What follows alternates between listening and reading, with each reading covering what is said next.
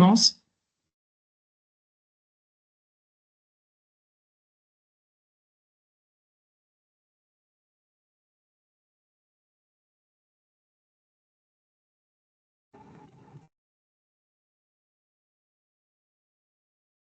Je suis revenue. Très bien. Tu avais été complètement déconnecté? Non, il demandait de réactiver le son et la caméra, a priori. Ouais, c'est parce qu'il y a une transcription avec l'enregistrement. D'accord. Bah, c'est bon. Ok. Alors, on va commencer. Donc, on est là aujourd'hui du coup pour ce webinaire qui aborde la méthodologie de projet de mobilité collective jeunesse, euh, qui du coup sera animé par ma collègue et moi-même, du coup, de Liane Coopération, qui est le réseau régional multi-acteurs en Hauts-de-France. On a pour objectif d'accompagner les initiatives européennes et internationales. C'est pourquoi on est là aujourd'hui, parce qu'on a aussi un volet mobilité des jeunes. Donc du coup, on a 3 antennes, donc une à Lille, une à Arras et une à Amiens. Donc moi, je représente l'antenne d'Arras et ma collègue qui est là, Clémence, représente l'antenne d'Amiens. On a d'autres personnes à Lille, vous en faites pas.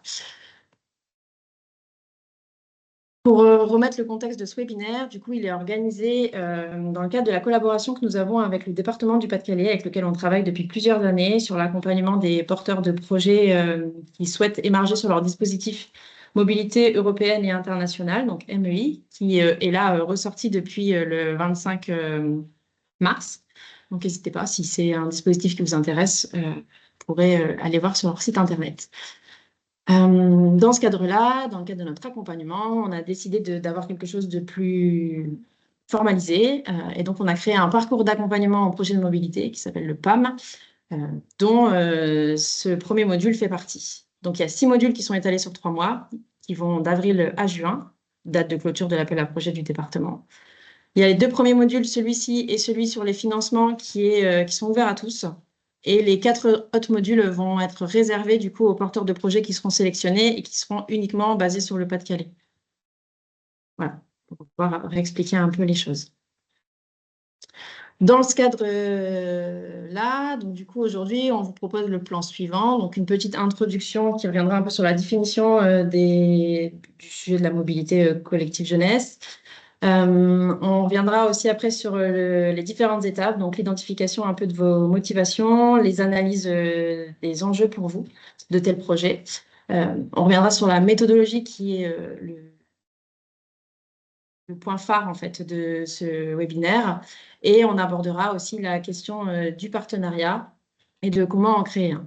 Vous aurez un temps de questions-réponses après, mais si vous avez des questions au fur et à mesure, n'hésitez pas à les poser dans ce chat.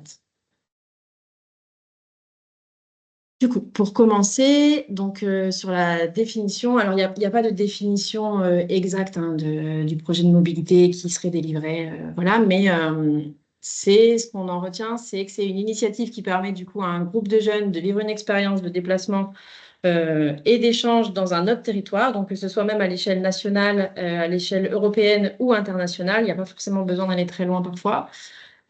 Avec pour objectif du coup d'encourager cette découverte culturelle, un apprentissage interculturel et un développement personnel et professionnel. L'objectif, en fait, c'est de définir pour vous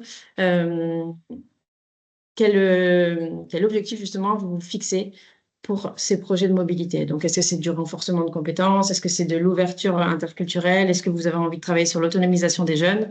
En fonction de ça, vous aurez des dispositifs qui sont différents. Donc, il y a différents types de mobilité, soit des mobilités d'apprentissage qui vont plutôt ressembler à de la formation ou du stage, ou des mobilités citoyennes ou interculturelles qui vont relever plutôt de projets solidaires, de bénévolat ou d'actions environnementales. On voulait refaire quand même un petit point pratique sur la sémantique qui sont utilisées dans le cadre des projets de solidarité internationale, parce qu'on voit un peu de tout. Quand on parle de solidarité internationale, on ne parle pas d'humanitaire. C'est important de bien faire la différence parce qu'on ne parle pas du tout de la même chose entre solidarité internationale, humanitaire et aide au développement. On vous a remis un tableau là qui récapitule un peu toutes ces choses, mais Quand on parle d'aide d'urgence, on est là sur quelques jours à plusieurs semaines et on va avoir des interventions plutôt État, armée, protection, sécurité civile, Croix-Rouge ou ONG spécialisées qui disposent d'une logistique spéciale. Au niveau de l'action humanitaire, on est plutôt sur de quelques semaines à plusieurs mois. Et là, pareil, hein, c'est plutôt une action ponctuelle d'ONG, d'autres organismes spécialisés dans l'aide humanitaire, l'aide aux réfugiés ou déplacés, le droit de l'homme. C'est en général parce que vous faites. Donc, c'est bien important de ne pas noter que vous allez faire de l'humanitaire. Ça sera certainement pas le cas. Euh, et il y a une partie sur l'aide au développement qui va être plutôt là, l'aide à la reconstruction, par exemple. Voilà. On va vous demander de surtout pas, dans les projets que vous pourriez développer, parler d'aider. C'est important de pas de bannir ce mot de votre vocabulaire quand vous rédigez un projet de solidarité internationale surtout. Parce que quand on s'engage dans ce type de projet, l'idée c'est que ce soit une mobilité qui soit réciproque, un échange réciproque. Donc, du coup, on va vous demander de faire attention à votre posture parce que vous allez autant recevoir que vous allez donner. On ne parle pas du tout d'aider, mais plutôt de co-construction avec votre partenaire. Voilà. C'était un petit point qu'on voulait remettre pour pas qu'il y ait d'erreurs qui soient commises plus tard. En termes de solidarité internationale, du coup, il n'y a pas pareil de définition unique ou institutionnalisée, pardon. Mais on en a relevé deux, notamment celle d'engager et déterminer, qui parle de processus de coopération durable et d'enrichissement mutuel entre différents acteurs et actrices afin d'agir de manière transparente et égalitaire à plusieurs échelles locales, nationales, régionales et internationales. Et selon Ritimo, c'est faire route ensemble et partager. La solidarité, c'est partager, se connaître, s'accepter, se respecter mutuellement, mais surtout partager des idéaux et des projets et échanger dans la réciprocité. C'est un partage de peuple à peuple, de société à société. Voilà, je pense que vous avez compris l'idée globale. Euh, donc, on espère ne plus voir ça dans les projets qu'on pourrait peut-être recevoir. C'est un conseil. On va, je ne sais pas si jamais vous avez des questions par rapport à ça, n'hésitez pas à les poser. On va vous demander pour commencer, euh, déjà, pourquoi en fait vous souhaitez vous lancer dans un projet de mobilité collective jeunesse. Donc pour ça, on vous invite du coup à soit scanner le QR code, soit aller sur le site menti.com et mettre ce code-là, ou cliquer directement sur le lien qui va être mis dans le chat. Oui. Hop. Celui-ci, qui amène directement sur notre site.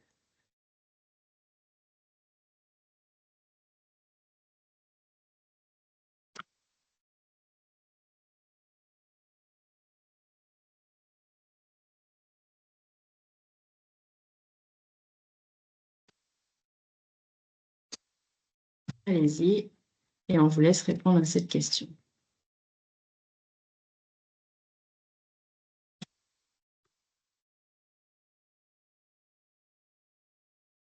Le lien que tu as mis, Julie, renvoie pas forcément. Du coup, n'hésitez pas à prendre Ici, il menti.com et renvoie mettre le sur le code. truc direct. Bah, non, ça fonctionne pas chez moi en tout cas. Ok. Bon, bah, n'hésitez pas du coup à aller et mettre le code.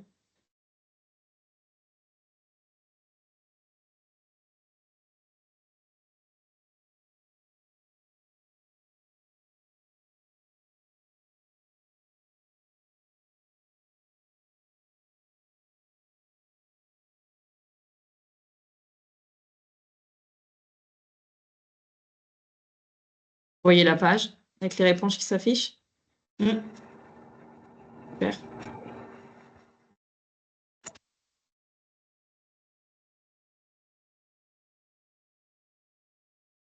Ça inspire d'autres personnes.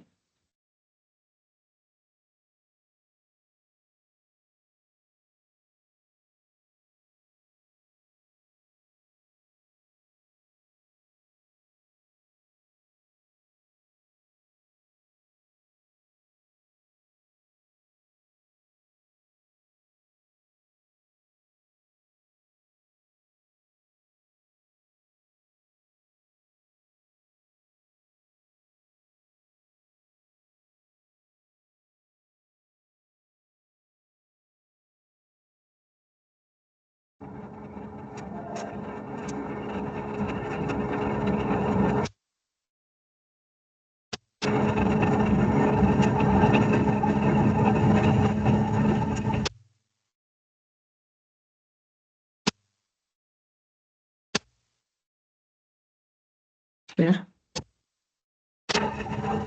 On a pas mal de réponses. Ça va plutôt inspiré. Ok. Et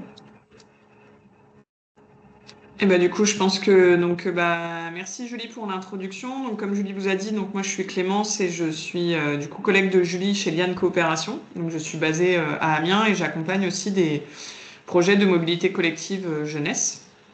Et je travaille avec ma collègue Christine Cohut qui elle est sur Lille sur du coup l'accompagnement des groupes en mobilité. Et donc là, ce qui était, je veux bien que tu remettes le nuage, Julie, si tu peux. Comme ça, je vais pouvoir regarder dessus. Donc là, l'idée qu'on voulait vous proposer, effectivement, c'était un peu d'identifier pourquoi et qu'est-ce que vous mettez derrière un projet de mobilité jeunesse, mobilité collective jeunesse. Donc là, voilà, plus c'est gros, plus c'est ce qui est revenu en tout cas. Donc il y a l'ouverture sur le monde, découvrir et rencontrer et oser l'international. Donc souvent, c'est effectivement ce qui va être mis en avant, c'est-à-dire qu'on a envie que les jeunes aient cette ouverture sur le monde, puissent se dire qu'en partant ensemble et à plusieurs à l'international, ils vont pouvoir découvrir autre chose et aussi rencontrer d'autres personnes sur place. Ça peut être des jeunes, ça peut être des moins jeunes, ça peut être des élus. Enfin voilà, dans chaque pays, cela va être un peu différent. Et effectivement, oser l'international. C'est quelque chose qu'on va pouvoir voir pas mal et parfois vous aurez aussi le frein de la langue. C'est ce qui peut être parfois entendu par les jeunes, un peu cette peur d'aller dans un pays où ils ne parlent pas la même langue. Et justement, il faut oser partir et il faut oser justement se confronter à quelque chose sur lequel on n'est pas de prime abord forcément facilement à l'aise. Donc échange, partage, découverte, autonomie, première expérience de mobilité pour certains, effectivement. Et puis voilà, tout ce qui va être découverte, déplacement, parce que si les déplacements ne sont pas forcément les mêmes à l'international que ce qu'on peut connaître en France, donc ça c'est aussi intéressant. Donc nous on avait un peu identifié avec Julie, voilà, on va dire 4 items pour voilà, un peu par rapport aux motivations. Effectivement, il y a cette vision éducative. Je ne sais pas si tu peux le remettre en grand du coup ou pas. Tu l'as pas en grand là? Non, là je l'ai en noir avec la diapositive suivante. Je ne sais pas si on peut. On va voir s'il n'y a que moi qui vois comme ça. Non, je peux pas. Non, on peut peut-être pas. Je sais pas pourquoi. En haut, paramètres d'affichage peut-être. Voilà. Ok, alors moi je l'ai plus. Je sais pas s'il y a que Super. moi qui ne l'ai plus. On va faire autrement. On va faire autrement. Après, je peux essayer de le mettre si tu veux.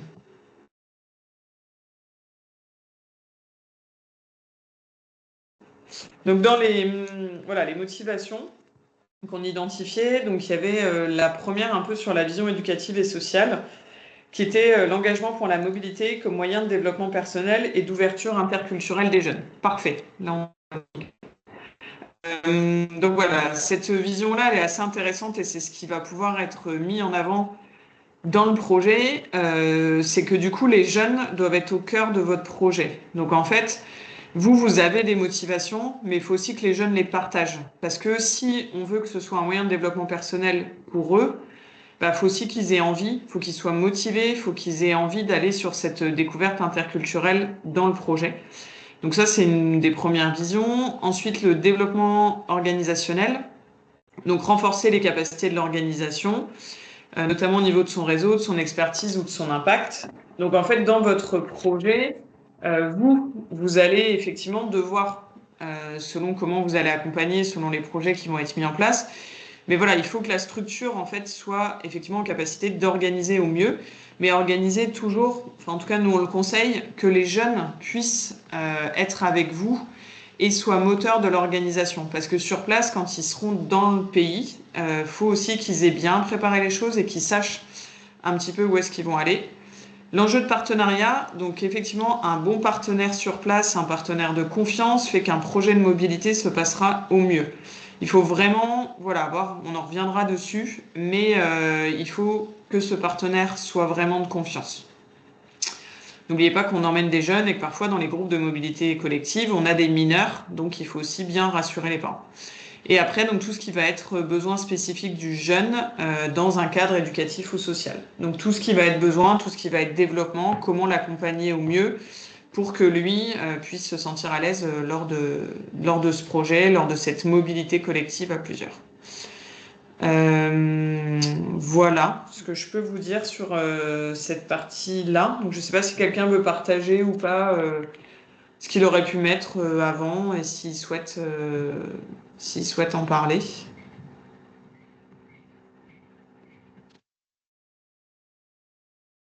Non, c'est bon pour vous, j'ai l'impression. Tout le monde voit bien le diaporama. Je vois dans le chat que c'était en gros plan, mais est-ce que du coup, si vous...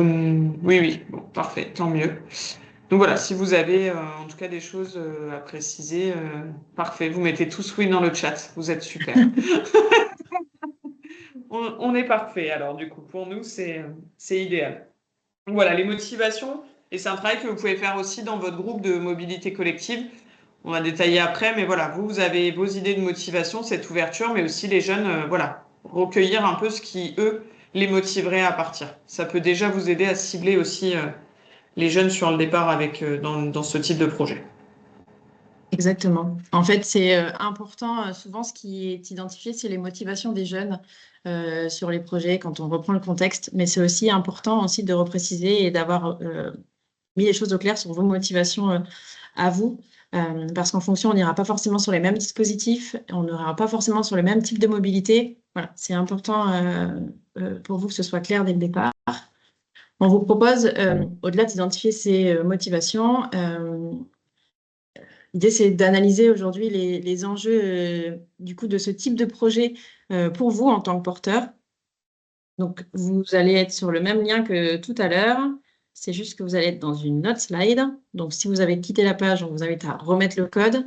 Et donc, vous avez une autre question. Donc, pour vous, quels sont les différents enjeux d'un tel projet pour vous en tant que porteur ou pour votre structure? Qu'est-ce que ça implique?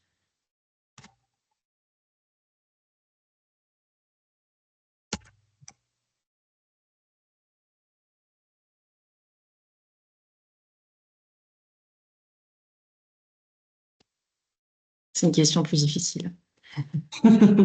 On voit qu'elle vous inspire moins pour l'instant.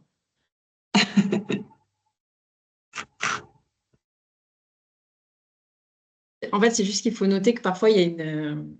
alors souvent, ils sont corrélés, hein, vos motivations sont souvent corrélées avec les différents enjeux, mais parfois pas. Parfois, il y a un enjeu de développement qui fait que vous allez aller sur ce projet-là et vous allez vous y intéresser. Euh, il y a deux choses qui sont différentes. Est-ce que vous avez accès? Je vois pas le chat. Monsieur, mais... J'ai remis le code et ah, ça commence à arriver. Super. On ne vous a pas donc perdu. Parfait.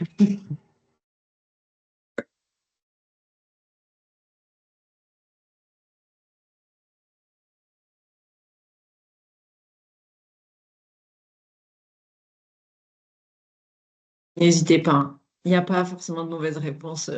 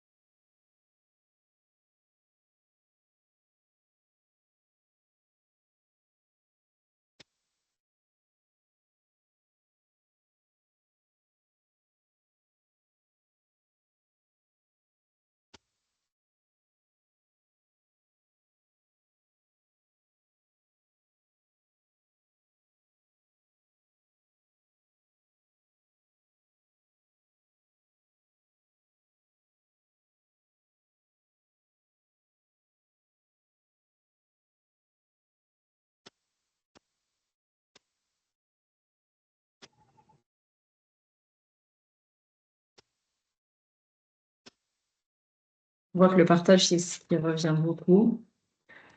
Ah, un peu égalé par l'expérience et l'implication que vous pouvez avoir. OK.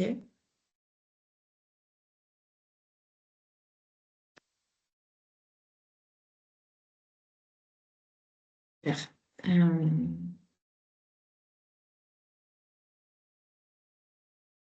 on voit que vous écoutez, ce qu'il y a des choses qui ressortent aussi de ce qui a été dit précédemment. Super.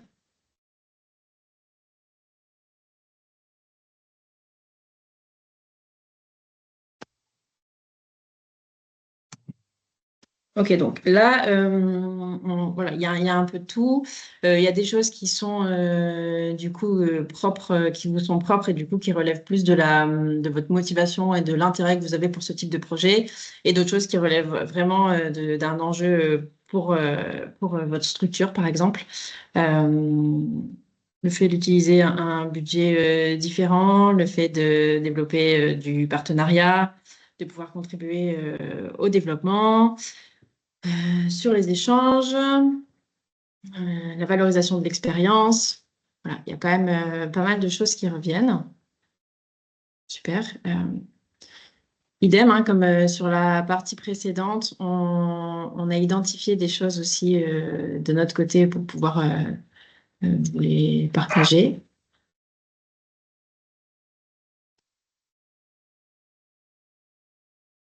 Est-ce que on voit le PowerPoint?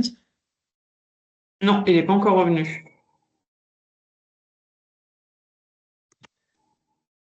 Et là, c'est bon.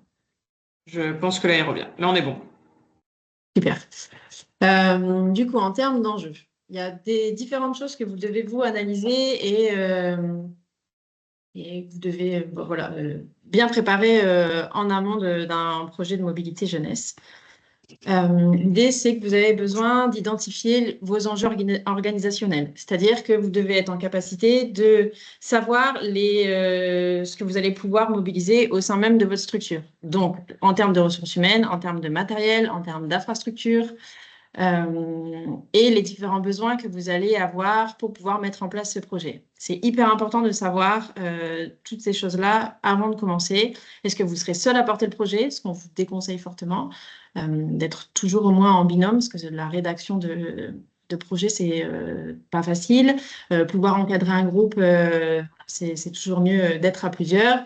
C'est important sur ces enjeux organisationnels aussi de bien le faire intégrer au sein de la structure pour que ce soit compris par tous. Vous n'êtes pas là en train d'organiser un séjour de vacances où vous allez partir et vous dorez la pilule. C'est souvent ce qui est interprété par les équipes qui ne partagent pas ça. Mais voilà, c'est du coup important d'être bien compris parce que c'est quand même un travail derrière. C'est pas toujours de tout repos, même si ça reste quand même des chouettes projets. Et pour Euh, compléter, Julie, pour ceux qui sont dans les organisations, n'hésitez pas même à faire passer l'info à votre conseil d'administration. Parce que ça, c'est aussi important, même si vous avez votre direction qui vous suit, que votre conseil d'administration au sein de la structure ait connaissance du projet, puisse l'appuyer. Et puis voilà, parfois, parce que parfois, vous pouvez avoir une direction et un conseil d'administration qui, lui, ne voit pas forcément l'intérêt. Et donc, dans l'idée après de faire perdurer les projets que vous souhaitez mettre en place, c'est vraiment important que voilà, toute la structure ait connaissance de votre projet. il y a un autre enjeu important, c'est l'enjeu financier, hein, parce que l'idée, c'est d'avoir vraiment un projet qui puisse être financé dans sa globalité. Vous avez besoin d'identifier ce que vous allez devoir lever comme fonds, mais aussi, donc du coup, les différentes sources potentielles de financement qui sont notées là, mais aussi vos capacités internes. Il faut savoir que sur certains dispositifs, il est nécessaire d'avoir une partie qui est ressources propres, en fait. Parfois, c'est demandé, c'est obligatoire. Donc, il faut aussi être en capacité d'avoir une petite enveloppe qui peut être fait parfois par de l'autofinancement, hein. Sur des actions d'autofinancement, parfois, c'est comme ça que ça ressort. Mais voilà, c'est important de le voir parce que c'est aussi sur ces enjeux financiers, il faut savoir que il y a très peu de dispositifs, voire aucun, qui vous donnera votre subvention, enfin, la subvention dans son intégralité dès le départ. Donc, il faut aussi être en capacité d'avoir un peu de trésorerie pour pouvoir avancer ces frais-là. Quand vous allez faire vos demandes, vous allez quand même devoir avancer un peu sur votre projet, anticiper un peu les choses, certaines actions qui doivent être faites en amont, ce qui veut dire que du coup, c'est de l'argent que vous n'avez pas encore. Donc, il y a cet enjeu financier. Il y a un autre enjeu qui est sur la gestion et la coordination, donc ce qui fait le lien un peu avec les enjeux organisationnels au début, le fait de ne pas être seul et de bien organiser cette gestion de projet, qui va le gérer, de quelle manière, et de bien identifier les rôles et responsabilités de chacun, que ce soit de votre côté ou du côté de votre partenaire. C'est pas d'un côté ou de l'autre, une personne qui va tout mettre en place. Voilà. Et dans cette coordination, voilà, il faut penser à ce que les choses soient claires dès le départ. S'il y a des non-dits sur les rôles de chacun, on va très vite se retrouver dans des situations où, en fait, c'était à faire par personne. Et donc, du coup, les choses bloquent, on n'avance plus et ça décale un peu tout. Donc, vraiment, cet enjeu-là, il est également hyper important. Et n'hésitez Voilà. pas dans cette gestion, coordination, selon la structure que vous avez, à impliquer le service administratif si vous en avez un. Ça dépend vraiment de la taille de votre structure. Mais souvent, c'est les personnes qu'on n'implique pas forcément tout de suite, mais à qui on va demander des factures, à qui on va demander de gérer des devis sur des projets qu'elles ne connaissent pas. N'hésitez pas, enfin, c'est assez intéressant aussi de leur partager ce type de projet pour que ces personnes-là, elles se sentent voilà, plus dedans, qu'elles comprennent mieux pourquoi aussi il y aura peut-être des virements à faire à l'international avec des frais internationaux, des choses auxquelles on n'a pas forcément l'habitude. Donc voilà, c'est souvent enfin, des personnes auxquelles on n'associe pas dans un premier temps et je pense que ça peut vraiment aider dans la gestion du projet d'associer ces personnes-là, au moins la connaissance et ce qu'elles peuvent vous accompagner dessus. Exactement, d'autant plus que le fonctionnement de votre organisation n'est pas le fonctionnement du bailleur de fonds. Si on prend l'exemple, par exemple, de l'agence Erasmus+, qui a un fonctionnement par forfait, voilà, où tout est très clair de leur côté, et vous prenez en face un établissement scolaire, les finances ne fonctionnent pas de la même manière. C'est-à-dire que d'un côté, Erasmus+ va vous dire, allez-y, utilisez les forfaits, faites de cette manière. Je pense que l'agent comptable ne vous dira pas la même chose. Donc, du coup, c'est hyper important, en effet, de pouvoir impliquer tout le monde dès le départ pour pouvoir justifier de ses dépenses et de savoir comment on les organise. Un autre enjeu qui est, du coup, pour les jeunes. Il y a souvent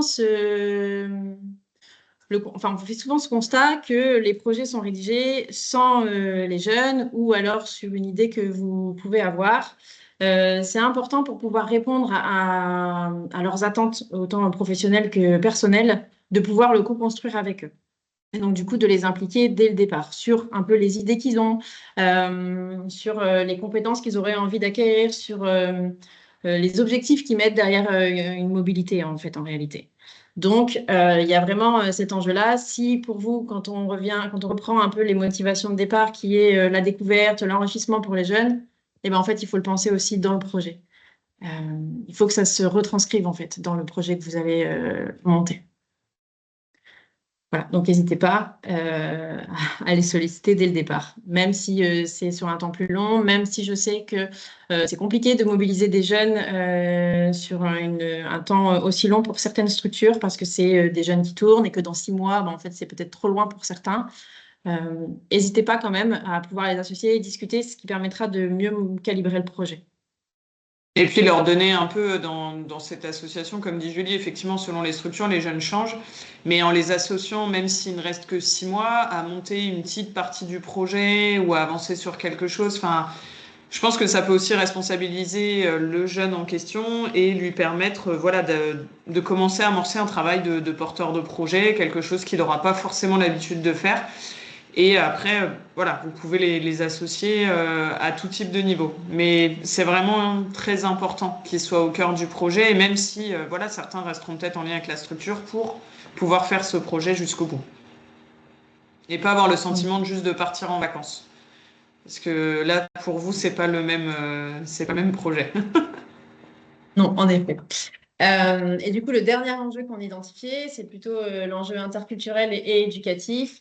Voilà, le fait que on garantisse que ce projet de mobilité respecte et valorise les différences culturelles. Donc, ce qui revient sur ce qu'on disait au début sur les projets de SI notamment, tout en atteignant des objectifs éducatifs précis que vous seriez fixés ou qui sont fixés par la structure. Voilà. Le fait, enfin, voilà, c'est vraiment à prendre en compte dès le départ sur ce projet et autant en amont qu'en aval, hein, pour pouvoir en faire le récapitulatif. Pour identifier ces enjeux-là, voilà, on les a vus ici, hein, les principaux que nous on donne, mais on vous conseille du coup deux manières. Vous pouvez utiliser la FOM, donc atout, faiblesse, opportunité, menace ou SWOT, en fonction de si vous voulez utiliser la version française ou anglaise, pour pouvoir voilà, appréhender les défis qui seraient à venir et pour pouvoir identifier les différents enjeux qu'on a mis avant, hein, sur, par exemple, est-ce que c'est une force, votre organisation euh, interne parce qu'il y a beaucoup de monde qui est mobilisé? Est-ce que c'est une faiblesse parce qu'en fait, il y a très peu de monde? En termes d'enjeux financiers, c'est pareil. Vous reprenez les différents enjeux et à chaque fois, vous essayez de lister les atouts que vous avez et plutôt les faiblesses. C'est une première partie qui vous permettrait d'avancer sur votre projet. Et on vous propose également d'utiliser du coup une cartographie des parties prenantes qui là est utile. Alors ça peut prendre différentes formes, hein. Il n'y a pas de modèle prédéfini. Les mappings, ça marche vachement bien. Où en fait l'idée c'est de pouvoir identifier les acteurs clés liés à votre projet qui vont en faire partie d'une manière ou d'une autre et d'identifier en même temps leurs attentes et la manière dont ils vont influencer ou être influencés par le projet. Donc on parle là par exemple des jeunes, mais aussi des partenaires, des bailleurs de fonds, de la communauté locale. En fait, votre projet, il n'est pas interne à votre structure et à vos jeunes. En général, il est beaucoup plus large que ça. Et c'est important d'avoir les attentes de tout le monde bien au clair dès le départ pour pouvoir avancer et être sûr de ne pas faire d'impair entre-temps.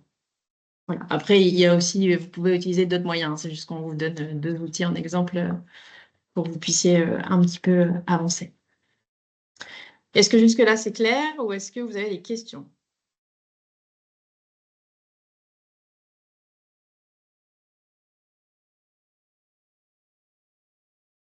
Personne s'affoler, donc je me dis que ça doit être plutôt clair. Du moins, je l'espère. Ok. Merci pour la réponse dans le chat. Vous avez du coup une idée globale là sur l'identification du coup de vos motivations, l'analyse des enjeux. Du coup, c'est les deux choses à faire dès le départ. L'idée maintenant, c'est de voir un peu et de comprendre la méthodologie de montage de ce projet. Là, on va aller un peu plus dans les différentes étapes de montage du projet. Donc les Alors, voici. voilà, donc par rapport au projet de mobilité jeunesse, en fait, Lien de coopération a travaillé au fur et à mesure de ces différents accompagnements sur un tableau qui vous est présenté là, sur voilà, on va dire les 5 étapes d'un projet de mobilité jeunesse. Donc bien évidemment, là, il y a 5 étapes qui sont mises en avant.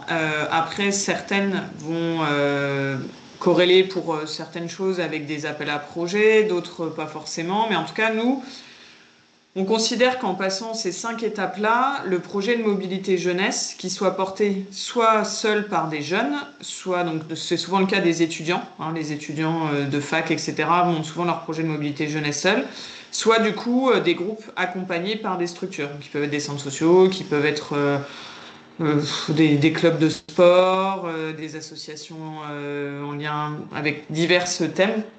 Mais voilà, pour nous, il y a vraiment 5 étapes qu'on doit retrouver dans le projet de mobilité jeunesse. Donc on va rentrer un peu dans le détail de ces différentes étapes au fur et à mesure et on vous demandera un petit peu aussi enfin voilà, vous de dire ce que vous mettriez derrière. Donc dans les 5 grandes étapes, la première c'est l'identification. Donc volontairement je ne vais pas rentrer trop dans le détail puisque l'idée c'est que ce soit vous aussi qui puissiez nous mettre un peu des étapes derrière tout ça. Donc poser les premières pierres du projet. Donc dans l'identification, par exemple, la première chose, ça va être de peut-être constituer son groupe de jeunes. Ça peut être une des premières pierres du projet, de se dire, bah tiens, quels jeunes vont partir. Après, il y en a d'autres, mais je vais vous donner que celle-là dans un premier temps. Quels jeunes vont partir? Comment je vais trouver les jeunes? Est-ce que je leur fais passer des entretiens? Est-ce que je les invite et je prends sur leur motivation? Voilà, à vous après aussi de définir un peu ces critères de sélection des jeunes, aussi pour être le plus impartial possible. Parce que vous avez des jeunes qui vont être super motivés, mais qui n'auront peut-être pas du tout la possibilité de faire les réunions. Donc, et d'autres jeunes qui sont un peu moins motivés, mais qui vont venir à toutes les réunions et qui du coup seront beaucoup mieux préparés que celui qui n'est pas venu. Voilà, ça c'est sur cet exemple-là, le groupe de jeunes, c'est quelque chose d'assez important. Ensuite, une fois que le groupe il est identifié et qu'il y a d'autres étapes dont on va détailler après, nous on passe à la phase 2 qui est la préparation, où là on va construire le projet dans sa globalité. On va vraiment avancer étape par étape de tout ce qui aura besoin pour mener à bien le projet. Donc voilà, ces deux grandes étapes, elles sont très importantes. Et souvent les jeunes nous disent non mais nous ce qu'on veut c'est la partie 3, la réalisation, c'est-à-dire que nous c'est bon, on y va, on va dans tel pays et on voit sur place. Plus les jeunes seront préparés, mieux le voyage se passera. Parce que, alors, effectivement, on est tous peut-être déjà partis en se disant ça va aller. En Europe, on a une couverture maladie universelle, on peut demander sa carte. Enfin voilà, en Europe, je vous dis pas qu'il y a peut-être un peu plus de facilité si voilà les jeunes sont malades ou s'il se passe quelque chose. Quand vous êtes à l'international, un rapatriement, une assurance, enfin voilà, c'est des choses quand même à préparer et à anticiper avant le départ. Donc la réalisation pour nous, elle arrive effectivement, il faut y penser, mais voilà, c'est le moment où on sera parti, on verra un peu après. Mais surtout, ce qu'on a envie de dire aux jeunes avant de partir, c'est qu'il faut penser à la restitution et au réinvestissement.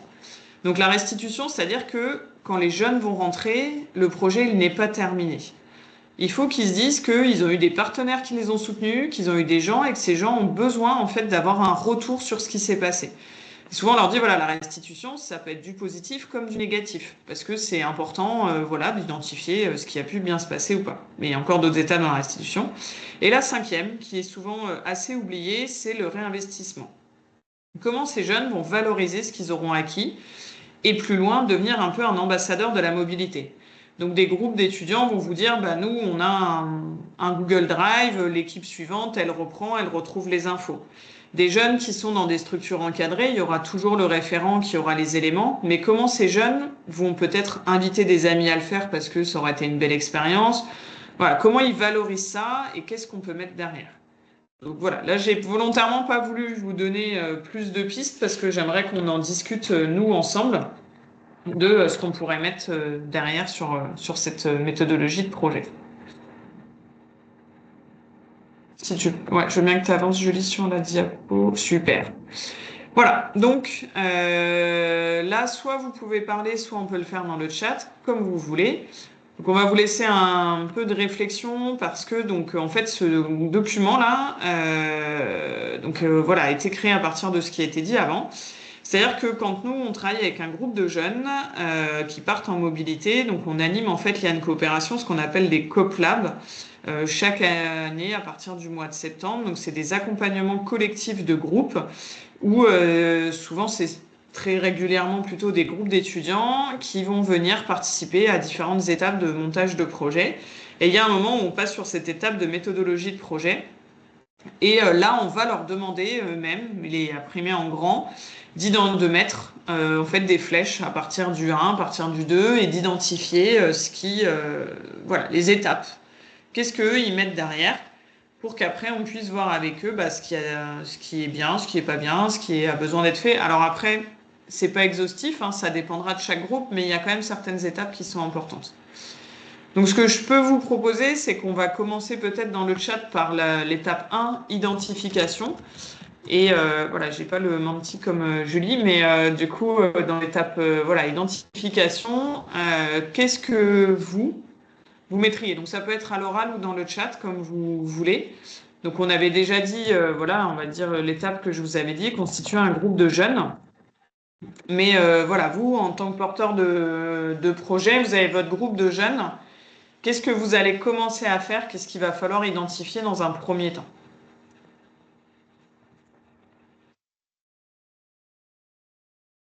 Sachant qu'il y a quand même quelques réponses qui ont été déjà soufflées au départ.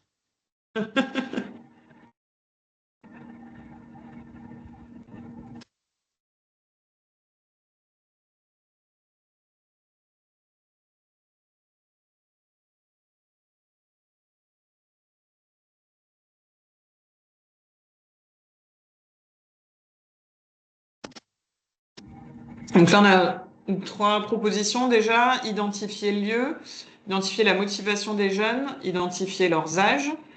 Je vous laisse compléter s'il y a des choses, même mettez toutes vos idées, parce que justement, c'est assez brainstorming d'avoir ces projets d'identification. Quels jeunes, leur nombre, le type de projet.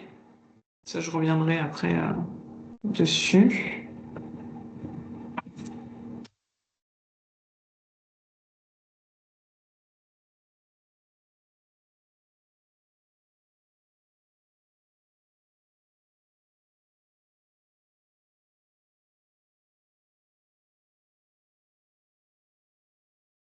Les ressources, le type de projet.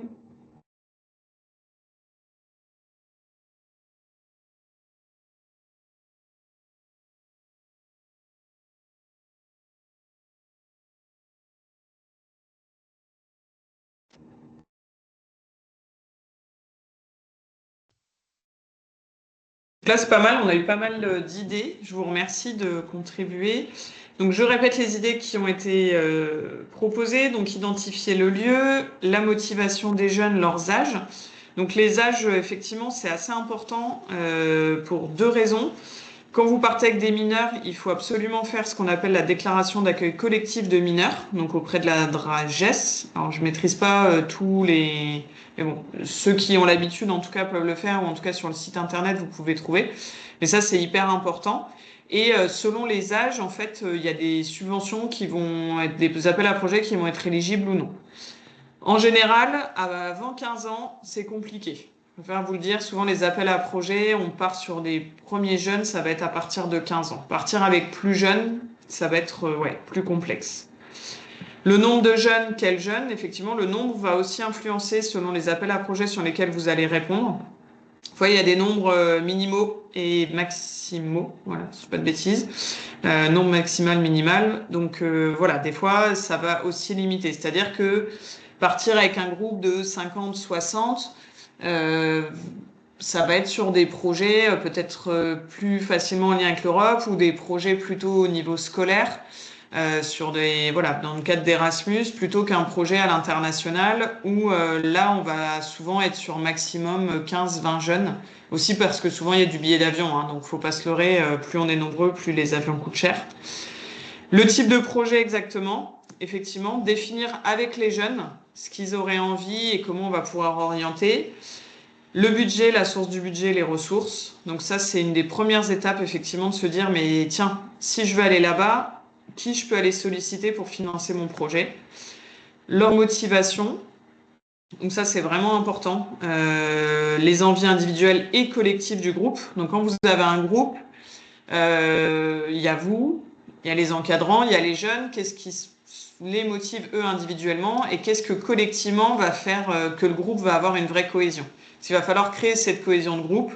Donc il faut trouver vraiment les moyens. Donc il y a forcément de l'échange et c'est pas au début, en tout cas, c'est pas si simple que ça. Mais une fois que c'est trouvé, ça va permettre de souder les groupes. La période, effectivement, là où vous voulez partir, scolaire, hors vacances scolaires. Donc ça dépend aussi des jeunes. C'est-à-dire que s'ils sont scolarisés, je vous invite à pas les déscolariser. Alors une journée, ça peut passer parce que parfois il y a des dérogations.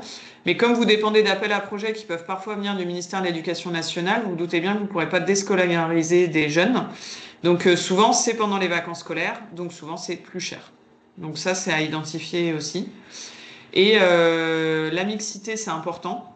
De plus en plus, on va vous demander d'avoir autant de filles que de garçons dans le projet, ou si ce n'est pas le cas, d'expliquer pourquoi, et les contacts sur place. Donc là, on a vraiment ciblé pas mal de choses. Il y avait, voilà, peut-être, comme on a mis le pays, identifier potentiellement des partenaires dans le pays d'accueil. On reviendra dessus sur comment, voilà, vous pouvez un peu mieux identifier vos partenaires. peut-être commencer par écrit quelques brides, ou en tout cas, je vous disais voilà, de faire valider à votre conseil d'administration, parce que c'est important. Donc, commencez en fait une note simple d'une page, mais voilà, où vous identifiez un petit peu votre projet, là où vous voudriez aller, avec combien de jeunes, tout en disant qu'il sera affiné, mais voilà, ne pas avoir un veto tout de suite. Alors après, vous connaissez vos structures, vous savez comment elles fonctionnent, mais souvent, ça peut être bien quand même de mettre par écrit les premières idées du projet. Et voilà, il y avait les motivations, puis il y a les compétences des jeunes aussi qui peuvent être intéressantes à identifier. Parce que du coup, si les jeunes ont des motivations, ils pourront peut-être vous dire, bah moi j'ai un peu plus de compétences pour rédiger des dossiers. Moi je suis à l'aise sur les réseaux sociaux. Moi je tchatche, ça me gêne pas d'aller démarcher la boutique du coin pour avoir un peu d'argent ou pour gagner quelque chose, un t-shirt ou etc. Donc chaque jeune a des compétences. Il sait pas forcément les identifier, mais du coup vous allez pouvoir aussi les aider et c'est hyper valorisant d'identifier des compétences sur des jeunes et leur mettre leurs compétences en avant, sachant qu'il y en a d'autres qui vont se développer. Mais voilà, celui qui est très timide, peut-être qu'en allant avec celui qui a plus envie de parler, dans les magasins en binôme, selon les groupes, on vous invite quand même à pas forcément laisser les jeunes seuls, sauf s'ils ont 25 ans et qu'ils ont l'expérience. Mais si vous travaillez vraiment avec des jeunes, le binôme, ça fonctionne plutôt bien, par expérience de ce qu'on a pu voir. Le binôme où ils vont aller démarcher, où ils vont oser parler, ils vont aller présenter leur projet à leur chef d'établissement, même si c'est hors voyage scolaire, mais voilà, expliquer qu'ils sont dans ce projet-là. Ça, c'est très intéressant aussi. Parfait, vous avez déjà mis beaucoup dans la case numéro 1. La case numéro 2 qui est la préparation. Alors là, il y a plus de choses. Vous vous doutez bien qu'à Si tu partir du veux, moment où il faut préparer... Oui, tu peux relancer le Menti. Il y a un truc, ce sera peut-être plus simple que ah dans le oui, chat. Sur le même merci. code. Sur le même code qu'avant? Oui, oui, C'est donc le code... c'est lequel? C'est le 330 95 12, c'est celui-là? oui. 33 30 95 12. Donc du coup, si vous pouvez retourner dessus, et donc moi je vais me connecter. Je fais comment moi pour voir? Je vais te Je mets partager dessus. l'écran. Ah, super. Donc si voilà, vous avez entendu, vous pouvez regarder sur Menti, pour là, plutôt dans la phase préparation. Comme ça, on va pouvoir regarder, ça sera peut-être un peu plus simple effectivement pour nous, pour que ça puisse rester. Hop. Et du coup, on le remet dans le chat. Donc ouais, n'hésitez pas à y aller et donc à mettre pour vous les étapes qui sont importantes dans la préparation du projet. Quelles sont les étapes un peu incontournables de cette préparation? L'idée de vous faire participer, c'est aussi que si ça vient de vous, parce que nous, on pourra vous donner avec Julie différentes étapes et propositions, mais c'est intéressant aussi que vous puissiez vous-même faire ce travail parce que vous allez devoir le faire avec les jeunes. Donc c'est plus intéressant de le faire en amont.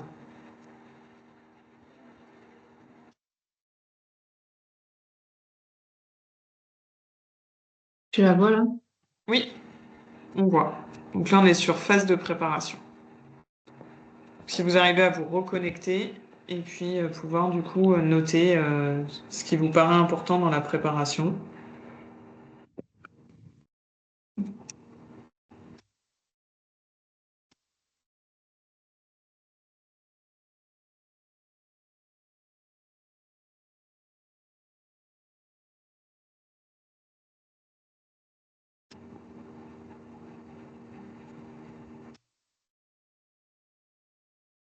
Ah, c'est pas possible de se connecter apparemment, Julie.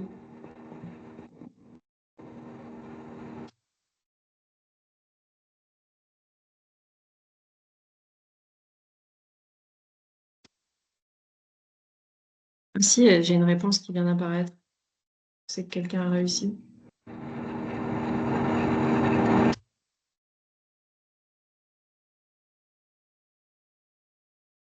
Voilà. Oui, là je vois les réponses. En mettant le code 33 30 95 12. Mets-toi le code et au pire, on rajoutera les choses qui apparaissent dans le chat. Oui.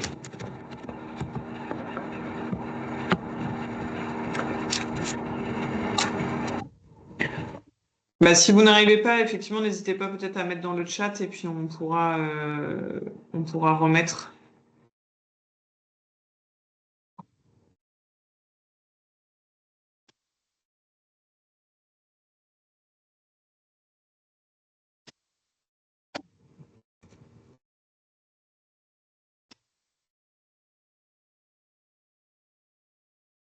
Il vous inspire moins, celui-là.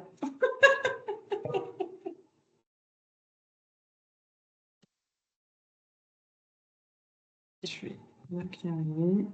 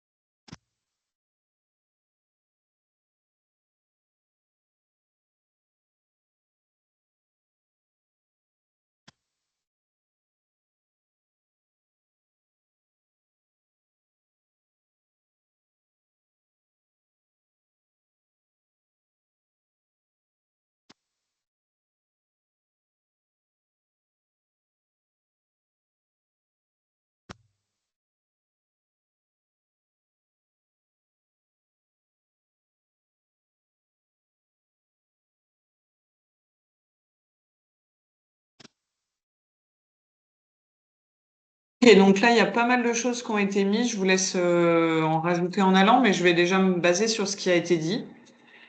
Alors là, ce qui est assez intéressant, c'est que beaucoup de vous identifient dans cette phase de préparation toutes les démarches administratives. Donc dans les démarches administratives, effectivement, il y a pas mal de choses à identifier. Vous avez un site internet qui s'appelle Conseil aux voyageurs que je vais vous partager dans le chat. Donc ce site du ministère de l'Europe et des Affaires étrangères va beaucoup aider en fait dans le montage de projets. Parce que ce site-là de conseil aux voyageurs, selon le pays à l'international où vous allez aller, va vous dire les besoins en visa, les besoins en termes de vaccins, les délais sur les démarches administratives. Et en fait, c'est actualisé très régulièrement parce que c'est le ministère qui le porte. Et donc, ça vous permet plutôt que de chercher sur des sites à droite à gauche sans être sûr d'avoir toutes les démarches qu'il faut. Là, c'est vraiment le site de référence actualisé. Et vous verrez aussi sur ce site, ce qui est assez intéressant quand vous êtes à la recherche un peu de votre partenaire, c'est que certains pays en Afrique notamment, ça peut être par exemple l'exemple du Sénégal, où vous avez parfois des zones rouges, oranges. Donc ça, c'est les zones où vous ne pourrez pas partir. Donc quand les zones sont identifiées, si vous avez un partenaire que vous trouvez intéressant et qui est sur une zone rouge, dans tous les cas, vous ne partirez pas. Le ministère ne laissera pas des ressortissants français partir là où il n'y a pas de sécurité pour eux. Donc ça, c'est vraiment important et ça peut changer. C'est-à-dire qu'il y a un renversement politique dans un pays, même si vous avez obtenu vos visas, vous pouvez au dernier moment ne pas pouvoir partir. Donc ça à prendre en compte et selon l'endroit où vous allez aller, en discuter aussi avec les jeunes. Parce que des fois, bah, voilà, des jeunes, ils vont vous dire, bah, nous, je sais pas, on a envie d'aller au Congo. Le Congo, selon l'endroit où vous allez aller, n'est pas le pays aujourd'hui où il est le plus facile d'obtenir des visas pour y aller. Donc voilà, c'est aussi important d'en discuter avec les jeunes. Et donc toutes ces démarches administratives, vous allez les retrouver là. Il y a dans les démarches liées au départ, il y a les démarches en amont. Donc ça, c'est assez important. Les finances et les besoins d'échange avec les partenaires locaux. Donc ça, oui, vous allez co-construire, excusez-moi, votre projet avec votre partenaire local. Donc il y a vos attentes, il y a les attentes du partenaire et il faut qu'elles matchent bien. C'est-à-dire qu'un partenaire, il doit pouvoir échanger et être régulièrement en contact avec vous. Il ne faut pas se précipiter en choisissant un partenaire. Soit c'est quelqu'un avec qui vous avez déjà eu des échanges, soit on vous l'a recommandé, soit vous avez réussi à le trouver. Enfin, voilà, mais il faut quand même que le partenaire il soit solide parce que vous allez partir dans un pays et il faut que les jeunes soient en sécurité. Donc faire des visios, etc., c'est quand même toujours intéressant avec le partenaire. Après, attention au décalage horaire, bien évidemment, c'est le truc le b à bas, mais on a tous fait une visio avec un partenaire qui n'était pas à la même heure, parce que entre l'heure française et l'heure du pays, on s'est trompé. Donc ça peut arriver, et c'est aussi expliqué aux jeunes. Votre planning prévisionnel, oui, voire même un rétro-planning avant le départ, avec toutes les tâches à faire, parce que comme ça vous permettra aussi de déléguer aux jeunes. C'est-à-dire que si vous devez faire la déclaration de l'accueil collectif de mineurs 2 mois avant, bah, vous le savez, mais du coup, les jeunes, bah, peut-être qu'ils peuvent faire, si par exemple ils doivent faire des lettres de motivation, bah, il faut qu'elles soient préparées en amont. Il ne faut pas que vous couriez après. Tout ça, ça peut aussi vous aider et soulager le montage de projet. Les ressources sur place, le logement, etc., tout identifié en amont. Codir, copier les cotech. Alors ça, oui, si vous, selon votre structure, selon ce que vous souhaitez faire, mais effectivement, fixer des dates pour pouvoir vous réunir avec les jeunes, mais aussi vous réunir avec votre équipe ou la direction pour les tenir au courant. Voilà, comment vous allez faire. Ça, c'est assez spécifique à chaque structure, mais c'est assez intéressant de les prévoir, en tout cas les différentes dates. Voilà, donc vous l'avez mis, les réunions et la communication à propos du projet. Dans la phase de préparation, effectivement, réfléchir à la communication, c'est bien. Il y aura la communication sur place, mais la communication en amont, les ressources potentielles. Alors, les jeunes sont meilleurs que nous, désolé, hein, je ne sais pas s'il y a beaucoup de jeunes, mais en tout cas, même nous, on le voit, sur les réseaux sociaux. Ils connaissent là où ça va toucher les jeunes, donc faut pas hésiter. Alors après, il faut les accompagner, c'est-à-dire qu'il faut pas qu'ils publient tout et n'importe quoi, mais les accompagner à rédiger un petit peu quelque chose qui puisse relayer. Je sais que j'avais un groupe de jeunes que j'avais accompagné sur Amiens qui a réussi à mettre son projet sur un des réseaux les plus suivis, qui n'est pas qui s'appelle Wake Up, et du coup ils ont réussi là à lever des fonds alors que voilà, c'était pas forcément, ils n'avaient pas réussi à le faire sur un premier projet. Donc les jeunes savent bien identifier. Alors après, tout ce qui est journaux locaux, c'est très bien de relayer aussi, mais voilà, sur les réseaux, ils vont pouvoir faire pas mal de choses. Bien communiquer avec les jeunes aussi. Il y a vous qui suivez le projet, les jeunes sont au cœur du projet, donc après il faut trouver, est-ce que c'est un groupe WhatsApp avec vous et les jeunes, est-ce que voilà, mais bien les tenir au courant de ce qui se passe, surtout s'ils sont motivés et que eux vous tiennent au courant. C'est déjà une méthodologie de projet. Alors il y a quelque chose qui n'a pas été remis dedans, mais qui pour nous est assez important, c'est de se former avec les jeunes à la solidarité internationale. C'est-à-dire que quand vous allez monter votre projet de solidarité internationale, vous allez devoir vous former à c'est quoi la solidarité internationale, donc un peu ce que vous entamez avec nous aujourd'hui, et aussi à ce qu'on appelle la préparation au départ. On vous invite vivement, avec un groupe de jeunes, de faire ce qu'on appelle la préparation au départ. Donc il y a plusieurs organismes qui le font. Il y en a quelques-uns sur l'île, un plus connu qui est le centre Gaïa, qui effectivement fait des préparations au départ et permet voilà, aux jeunes de vraiment rentrer dans le vif du sujet. Mais du coup, selon les projets, vous avez aussi des MJC qui peuvent en faire, des centres sur le Pas-de-Calais, vous avez voilà, le CDSI à Boulogne-sur-Mer qui peut faire aussi des préparations au départ. Et aussi d'autres structures dans la région. Donc après, voilà, si vous êtes intéressé, on pourra vous fournir la liste des structures qui font des préparations au départ. Et ça, c'est vraiment important de vous former et de faire cette préparation avec les jeunes avant le départ. Ça vous évitera certaines déconvenues au moment où vous arriverez dans le pays. Donc ensuite, la thématique aussi du projet, c'est-à-dire que si votre projet, c'est de la construction d'un bâtiment parce que vous allez rénover une école, je prends un exemple. Alors la mini-formation à Leroy Merlin, ça peut déjà être une piste, mais tout le monde n'est pas en mesure de faire de la peinture ou de manipuler, donc se former aussi à la thématique du projet, ça peut vraiment aider. Sauf si voilà, le projet est quelque chose que les jeunes maîtrisent déjà, mais vous former, ça peut être très bien. Se préparer au code du pays, à la rencontre interculturelle, ne pas hésiter à se renseigner dans le pays. Et pour ça, ce que vous pouvez aussi voir, c'est si dans votre commune ou autour, vous n'avez pas des associations qui travaillent, qui connaissent bien ce pays. Ça peut, il y en a plein. Et voilà, peut-être vous rapprocher d'une association, et même si elle n'est pas proche de vous, juste de les appeler, d'échanger, de voir si les jeunes pourraient pas faire un entretien téléphonique avec un membre de l'association pour que déjà lui, il va apprendre des choses et puis qu'il puisse poser des questions sur les codes dans les pays, sur voilà, comment ça se passe là-bas, comment on dit bonjour, est-ce qu'on se serre la main, est-ce qu'on se fait la bise, des choses assez simples, mais qui peuvent être vraiment différentes selon les pays et qui pourraient mettre mal à l'aise les jeunes. Que si en amont ils sont préparés, ils le savent, bah, ça peut vraiment vous éviter des déconvenues sur place. Ensuite, le planning du séjour aussi, quand vous avez vraiment déjà plus avancé. Et déjà, dans la préparation, on peut aussi penser à l'évaluation. Je vous ai dit, c'est une des plus grosses parties, hein, celle-ci. La préparation, c'est voilà, déjà penser à se dire, tiens, avant de partir, comment je vais vouloir évaluer mon projet. Parce que c'est pas en rentrant qu'il faudra vous dire, ah tiens, j'aurais bien fait un film. Ah mais c'est dommage parce que du coup, j'ai pris aucune vidéo et j'ai les photos, ça va pas. Ah bah j'ai gardé aucun ticket, du coup, est-ce que pour mes factures, bah, je me débrouillerai. Vous voyez, en fait, tout ça, faut l'identifier. Des fois, moi, les jeunes, je leur dis, en plus de vos tickets, prenez un carnet et notez toutes les dépenses qui ont été faites. Parce que des fois, vous n'allez pas vous acheter des bouteilles d'eau, mais vous n'avez pas forcément le ticket de caisse, mais aussi vous rendre compte de ce qu'il y a. Et donc, dans l'évaluation, est-ce que vous allez voilà, vouloir faire un film, vouloir poser des questions, échanger avec le partenaire sur place? Est-ce qu'au retour, vous voulez juste faire un cocktail et inviter vos partenaires? Ou est-ce que bah, dans votre projet, il y a de la musique et bah, pourquoi pas en rentrant faire un concert?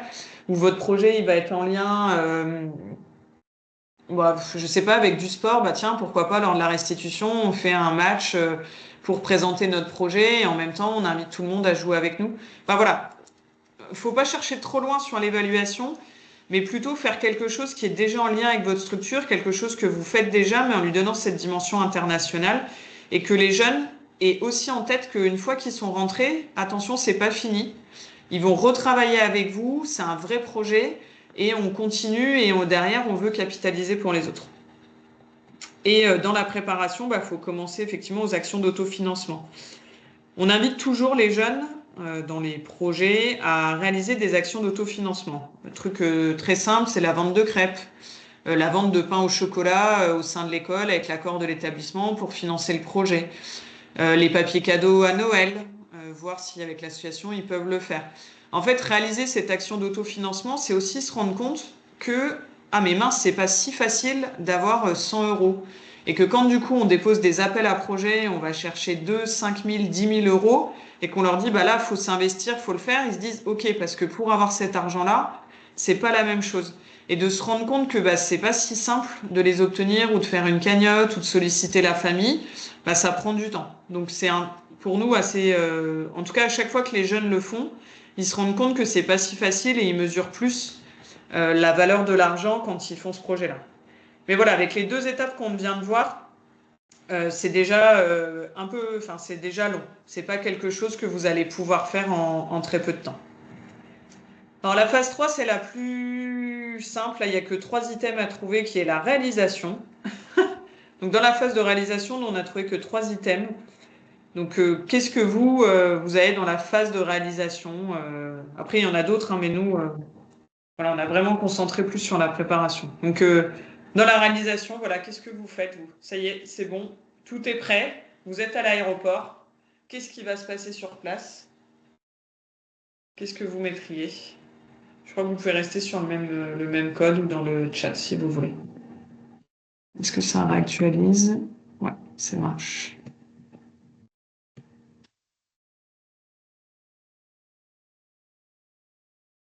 Vous êtes trop fatigué en fait, ça y est. Vous avez préparé en amont, on part plus. On n'y va plus. On réalise qu'il y a du boulot derrière tout ça. Voilà, ah bah c'est sûr qu'il y a du boulot, oui.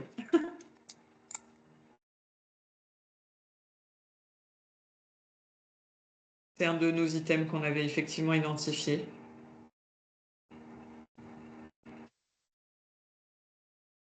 Je ne l'avais pas identifié celui-là.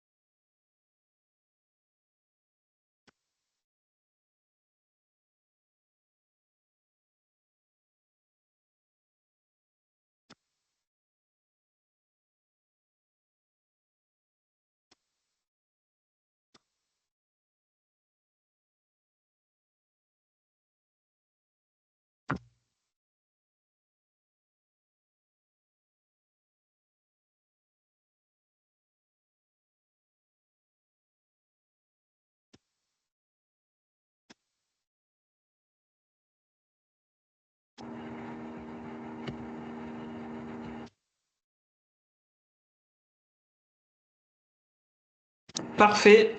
Du coup, vous avez mis pas mal de choses intéressantes. Donc, volontairement, j'ai mis ceux que nous, on avait mis, qui est de mettre le projet en action. Donc voilà, on est parti. Maintenant, il faut bien suivre son planning et mettre les choses en action. Profiter de l'instant avec le groupe, carrément. C'est hyper important. Alors, les jeunes, ne vous inquiétez pas. En général, ils en profitent tellement que vous vous laissez porter avec eux parce que voilà, ils réalisent vraiment quelque chose de top. Effectivement, la vie du groupe. Alors, si votre groupe est bien préparé en amont, la vie du groupe, normalement, si vous avez fait un peu d'action de cohésion ensemble, votre préparation au départ ensemble, alors effectivement, ils n'ont jamais dormi encore ensemble, mais voilà, réguler la vie du groupe, c'est quand même plutôt pas mal. Et c'est voilà, bien voir, bien communiquer avec les jeunes et les parents. Donc, des fois, selon les groupes, il y a des groupes WhatsApp aussi avec les parents et un référent ou deux référents jeunes qui sont en charge de partager leurs infos, les choses comme ça, parce qu'on a aussi envie qu'ils vivent le moment. Donc si chacun est tout le temps sur son téléphone, ça va pas être pareil. Donc ça peut aussi être une règle, disant bah voilà, il y aura pour leur laisser vivre un groupe où on vous partagera les infos, bien arrivées, etc. La gestion de la vie quotidienne, le budget au jour le jour, donc ça c'est assez important, je le disais, parce que selon les projets auxquels vous allez répondre, vous allez devoir justifier de vos dépenses, surtout si vous avez répondu à des appels à projets, sauf si vous êtes en 100% autonomie et vous avez que des fonds privés, bah là, voilà, c'est vous qui avez monté votre budget et donc peut-être moins besoin de justifier, mais on a toujours une comptabilité derrière nous. Donc suivre son budget au jour le jour, c'est aussi bien noté quand, selon les pays où vous allez être, vous n'aurez pas toujours de facture. Donc voilà, si vous achetez des bouteilles d'eau au bord de la route, de dire bah voilà, on a dépensé tant, on a acheté des bouteilles d'eau. Avoir pas forcément tous les tickets au même endroit parce que la pochette perdue avec tous les tickets, ça arrive plus qu'on ne le croit. Et autant vous dire que c'est assez compliqué, surtout si vous avez, je sais pas, pris le péage, ticket d'essence, etc.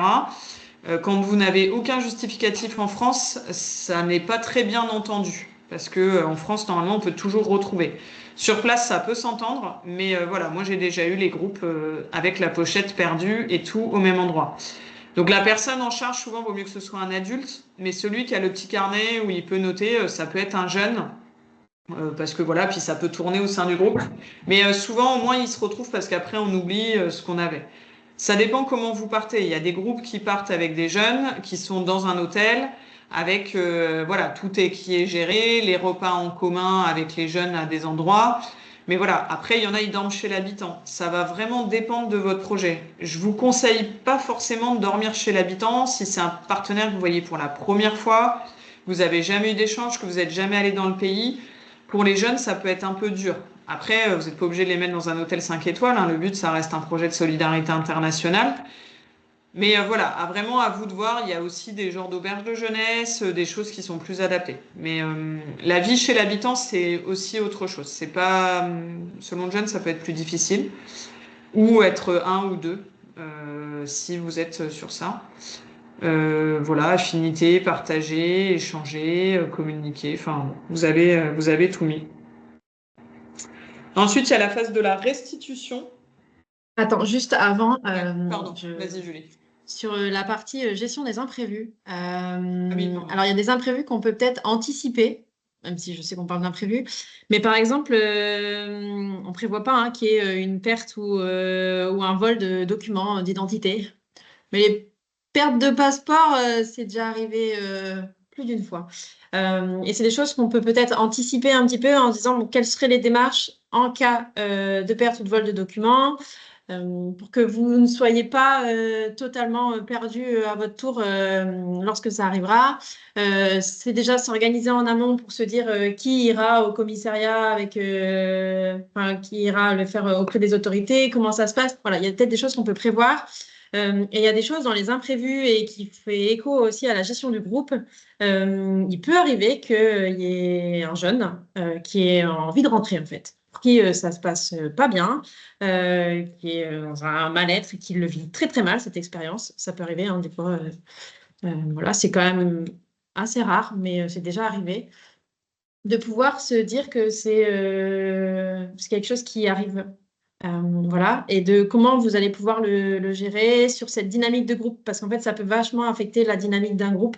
Malgré qu'il y ait eu plein d'activités de cohésion à la base, tout ça, s'il y en a un qui s'en va, voilà, faut pouvoir avoir des temps pour pouvoir en discuter avec ces jeunes-là et de pouvoir le comprendre et que ce soit euh, que ça mette pas à mal, en tout cas, l'expérience des autres. Et, une petite précision, c'est des choses qui peuvent être dans la partie d'avant pour anticiper, mais qui fait écho à cette gestion des imprévus. Oui, merci du complément. J'étais plus sur Plaisir. la perte de papier, mais financier. Mais effectivement, le passeport. Et des fois aussi, quand les jeunes font le passeport, enfin, en tout cas, moi j'ai ça sur le mien, vous avez en plus un document détachable qui est une copie un petit peu de votre passeport et ça peut être intéressant de l'avoir, mais pas au même endroit, forcément.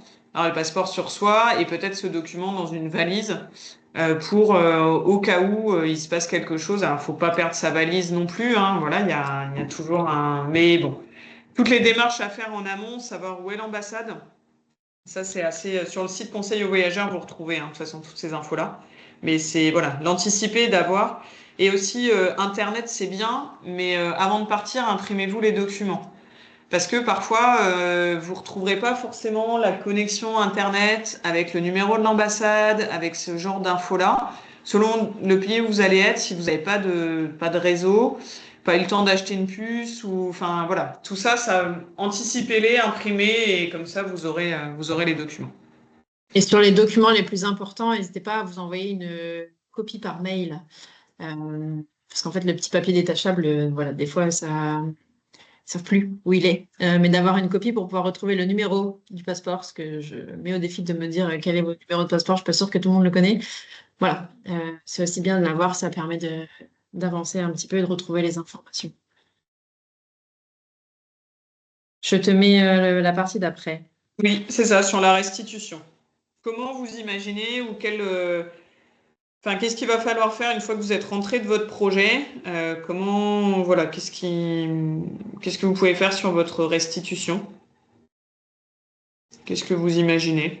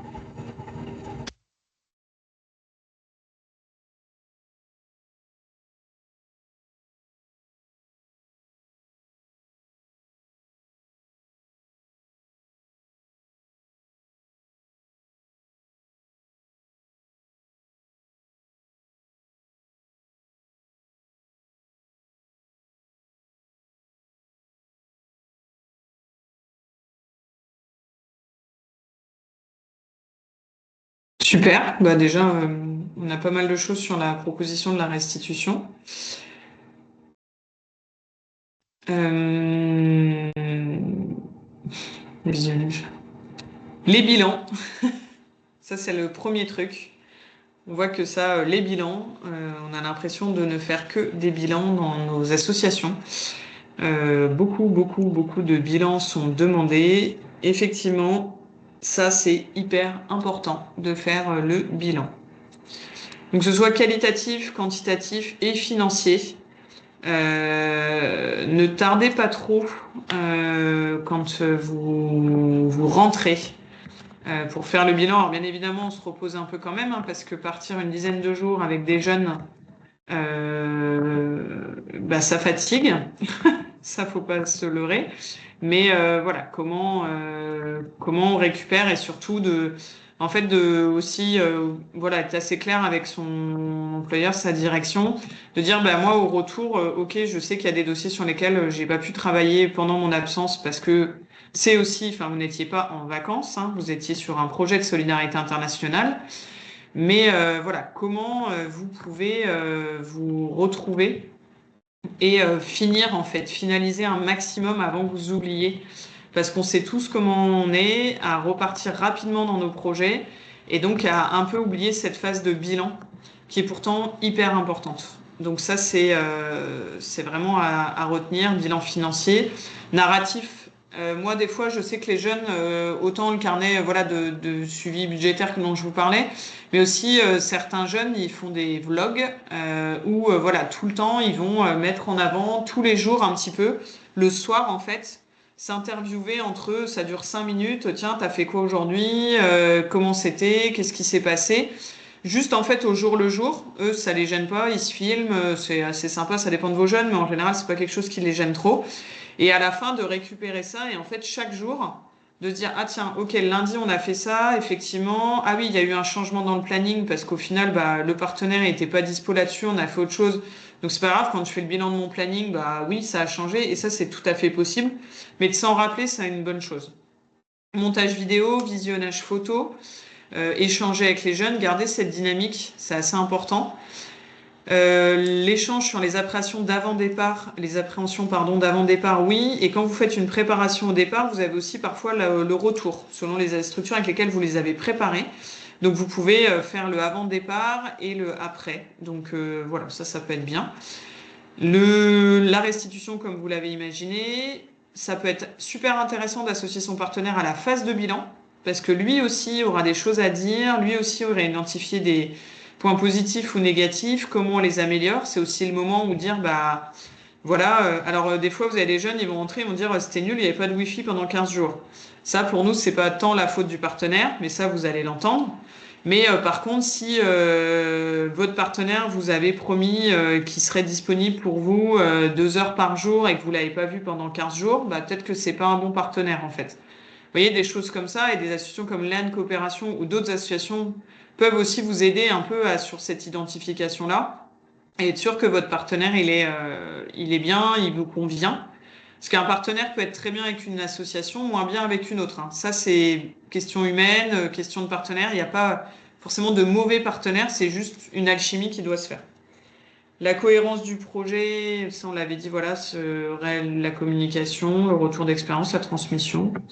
Voilà, nous on avait la restitution en public, de sensibiliser le grand public à la solidarité internationale via votre expérience, c'est-à-dire de dire aux jeunes que bah voilà, ils n'hésitent pas à faire la promo de leur projet auprès d'autres, auprès de leur école, peut-être qu'ils peuvent faire quelque chose. Et effectivement, ce montage vidéo, ce film ou tout autre mode que vous avez identifié. Parce que le montage vidéo, parfois, ça peut être très très long.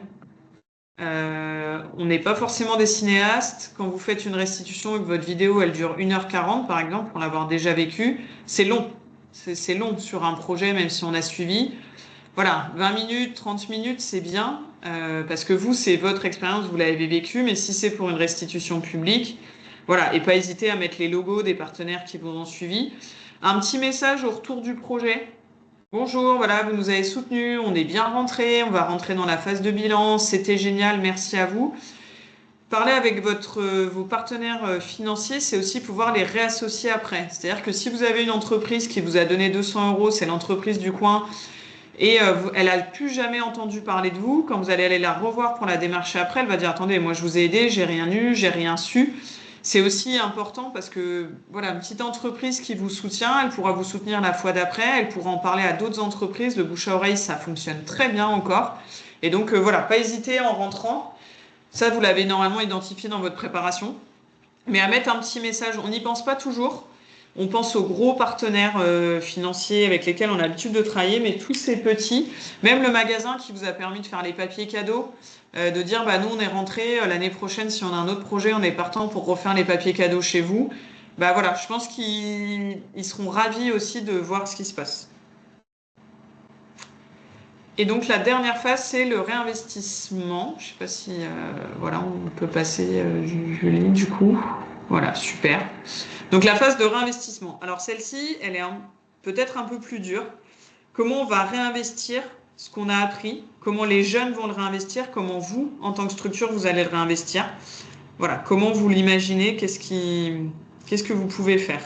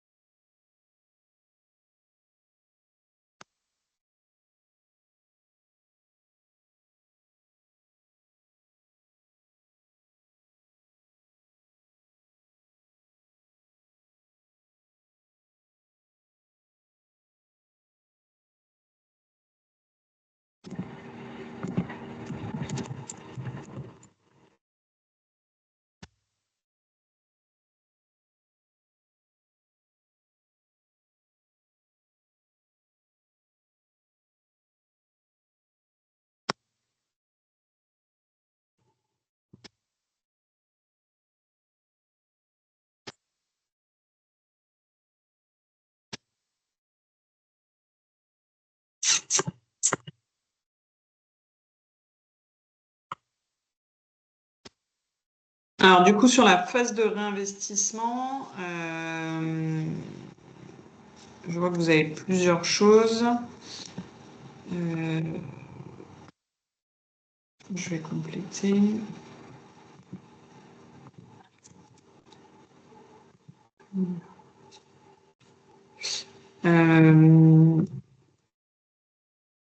Donc là, vous avez plusieurs choses qui sont proposées.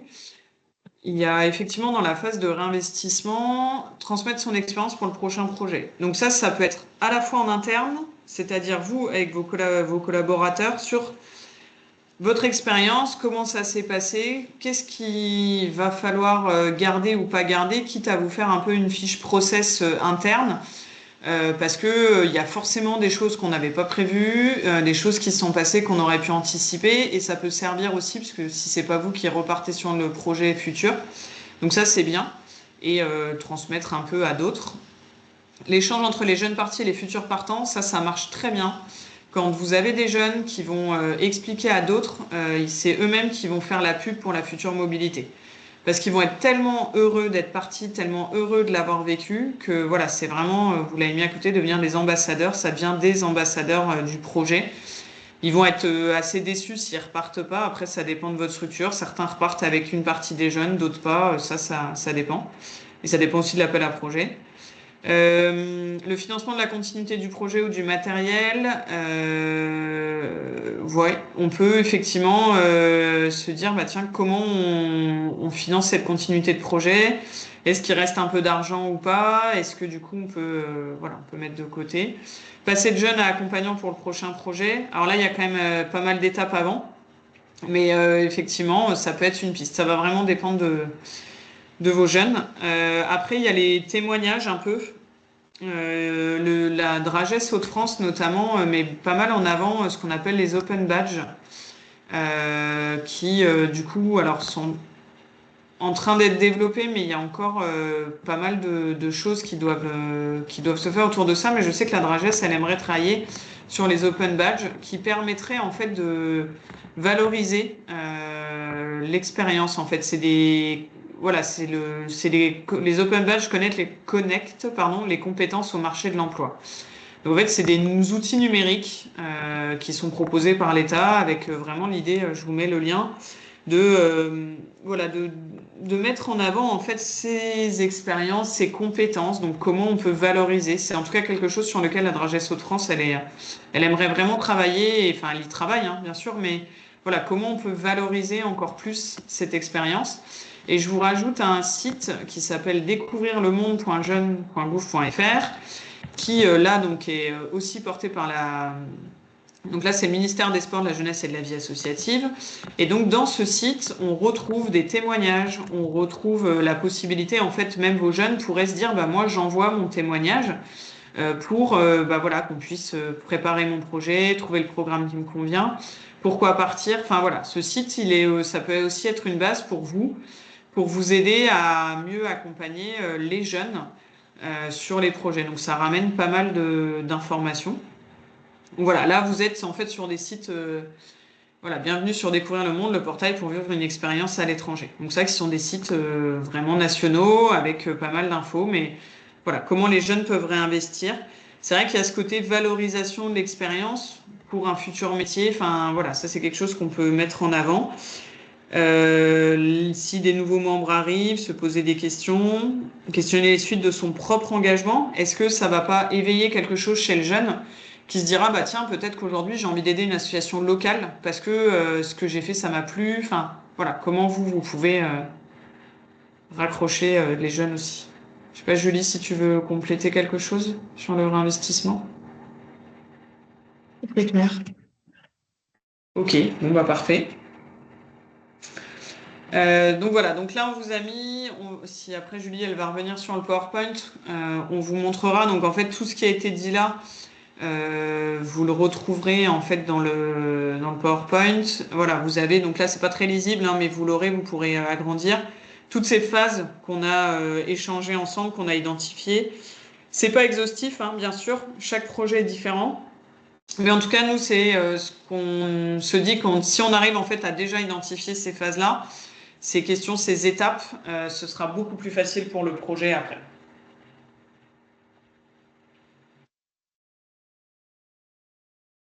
Et dans la feuille de route, ouais. Vas-y, je t'en prie. Ok, merci. Donc effectivement, une fois que vous avez un peu toutes ces étapes, il y a aussi la phase d'auto-évaluation qui va être assez intéressante. On retrouve les 5 étapes, ce qui reste à faire, ce qui est en cours et ce qui est fait. Ça va dépendre de vous, de votre façon de travailler. Nous, on vous propose des outils. Après, voilà, vous les utilisez ou vous les utilisez pas. Mais les jeunes, en tout cas, ça peut les aider de se dire, bah tiens, ça c'est fait, ça c'est pas encore fait. Qui est référent là-dessus? Aussi identifier une personne référente, ça peut être plus facile pour relancer et pas se sentir submergé en soi en tant qu'accompagnateur en se disant mais moi j'ai d'autres choses à faire. Il faut aussi que les jeunes comprennent que le projet c'est pour eux et avec eux. C'est vraiment important. Enfin, c'est leur projet, c'est pas votre projet. Et que des fois, quand les phases sont pas atteintes, on peut décaler un départ. Alors ça, en général, ça plaît pas trop, mais il vaut mieux décaler un départ que partir en étant pas sûr de soi avec le groupe.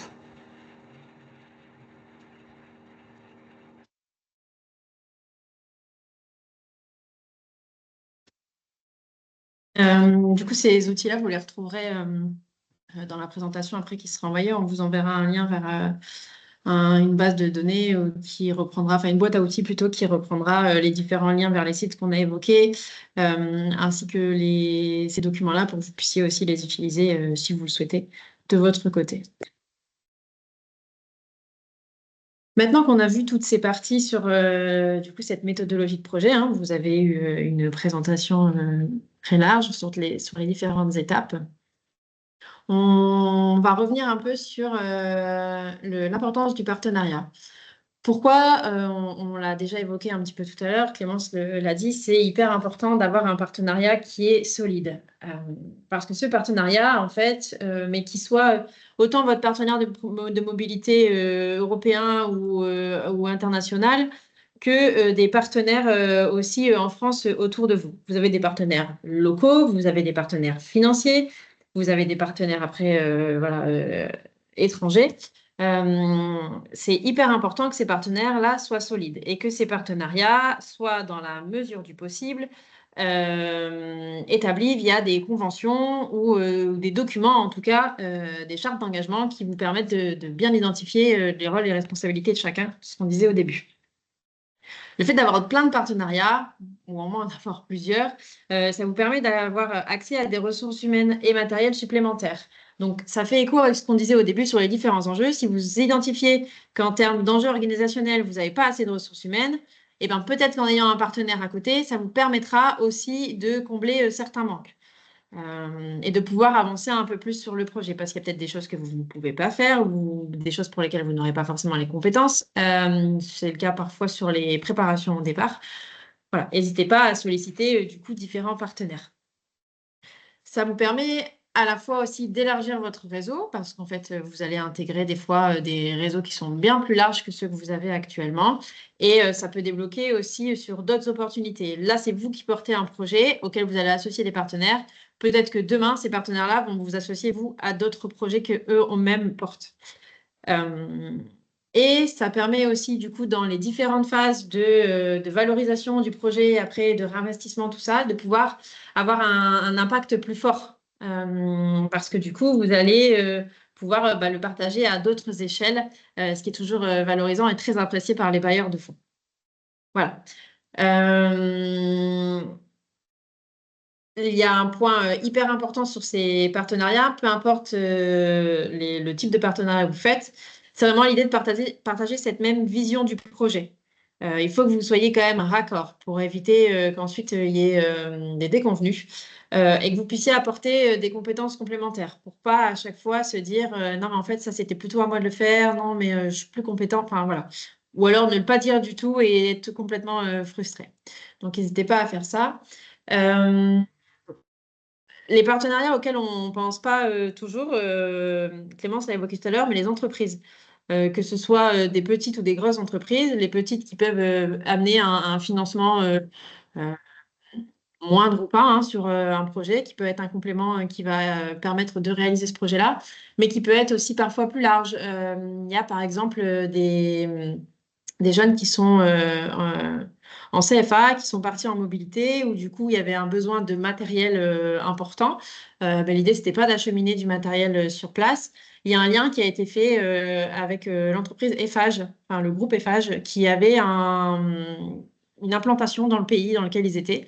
Et il y a un partenariat qui a été fait et Eiffage a mis à disposition en fait du coup du matériel qui a pu être gardé après par les jeunes sur le chantier qui était aussi en formation. Voilà, sachez que c'est aussi possible de penser pas forcément le partenariat au sens restreint du terme, c'est-à-dire que vraiment là tout de suite dans le besoin sur vos partenaires locaux, mais ça peut être aussi quelque chose de beaucoup plus large. Vous avez rien à perdre à tenter en fait de leur demander de nouer un partenariat à partir du moment où les choses qui sont demandées sont très claires. Voilà. Donc ça c'est le point important. Et donc du coup, comment trouver un partenaire? En fonction du type de projet que vous allez mettre en place, il y a différents outils et différents réseaux qui existent. Il y a notamment les bases de données européennes. Donc là, je vous en ai mis un exemple. C'est un lien qui sera cliquable aussi.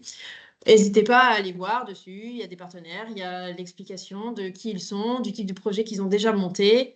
Voilà, ça peut aussi, en fait, aller aussi sur des bases de données ou dans certains événements. Ça permet aussi d'avoir des idées de projet et de pouvoir anticiper le vôtre demain en vous donnant des idées différentes. Les événements de réseautage, ils sont hyper importants. Alors, je sais, ça prend du temps, c'est parfois compliqué parce qu'il faut pouvoir se déplacer, c'est souvent des fois le week-end ou en soirée. Mais dans ces événements-là, c'est le moment en fait de pouvoir développer des opportunités qui sont différentes et de trouver un partenaire que vous allez rencontrer directement, avec qui vous allez pouvoir échanger, ce qui est quand même une réelle plus-value puisque vous allez pouvoir échanger sur place et en face à face, c'est beaucoup plus simple. Vous avez par exemple Cap sur le Monde qui a lieu et qui est organisé par la région, qui a lieu en novembre. Là, Clémence, corrige-moi si je dis une bêtise. Mais Normalement, oui, ça doit être en novembre, mais peut-être que la date sera en octobre cette année. Mais pour l'instant, on n'a pas confirmation. Mais normalement, c'est tous les ans, un vendredi, samedi en novembre. Mais après, voilà, c'est la région Hauts-de-France qui pilote, donc c'est elle qui communiquera sur l'événement. Et la plupart du temps, ça se passe à Lille.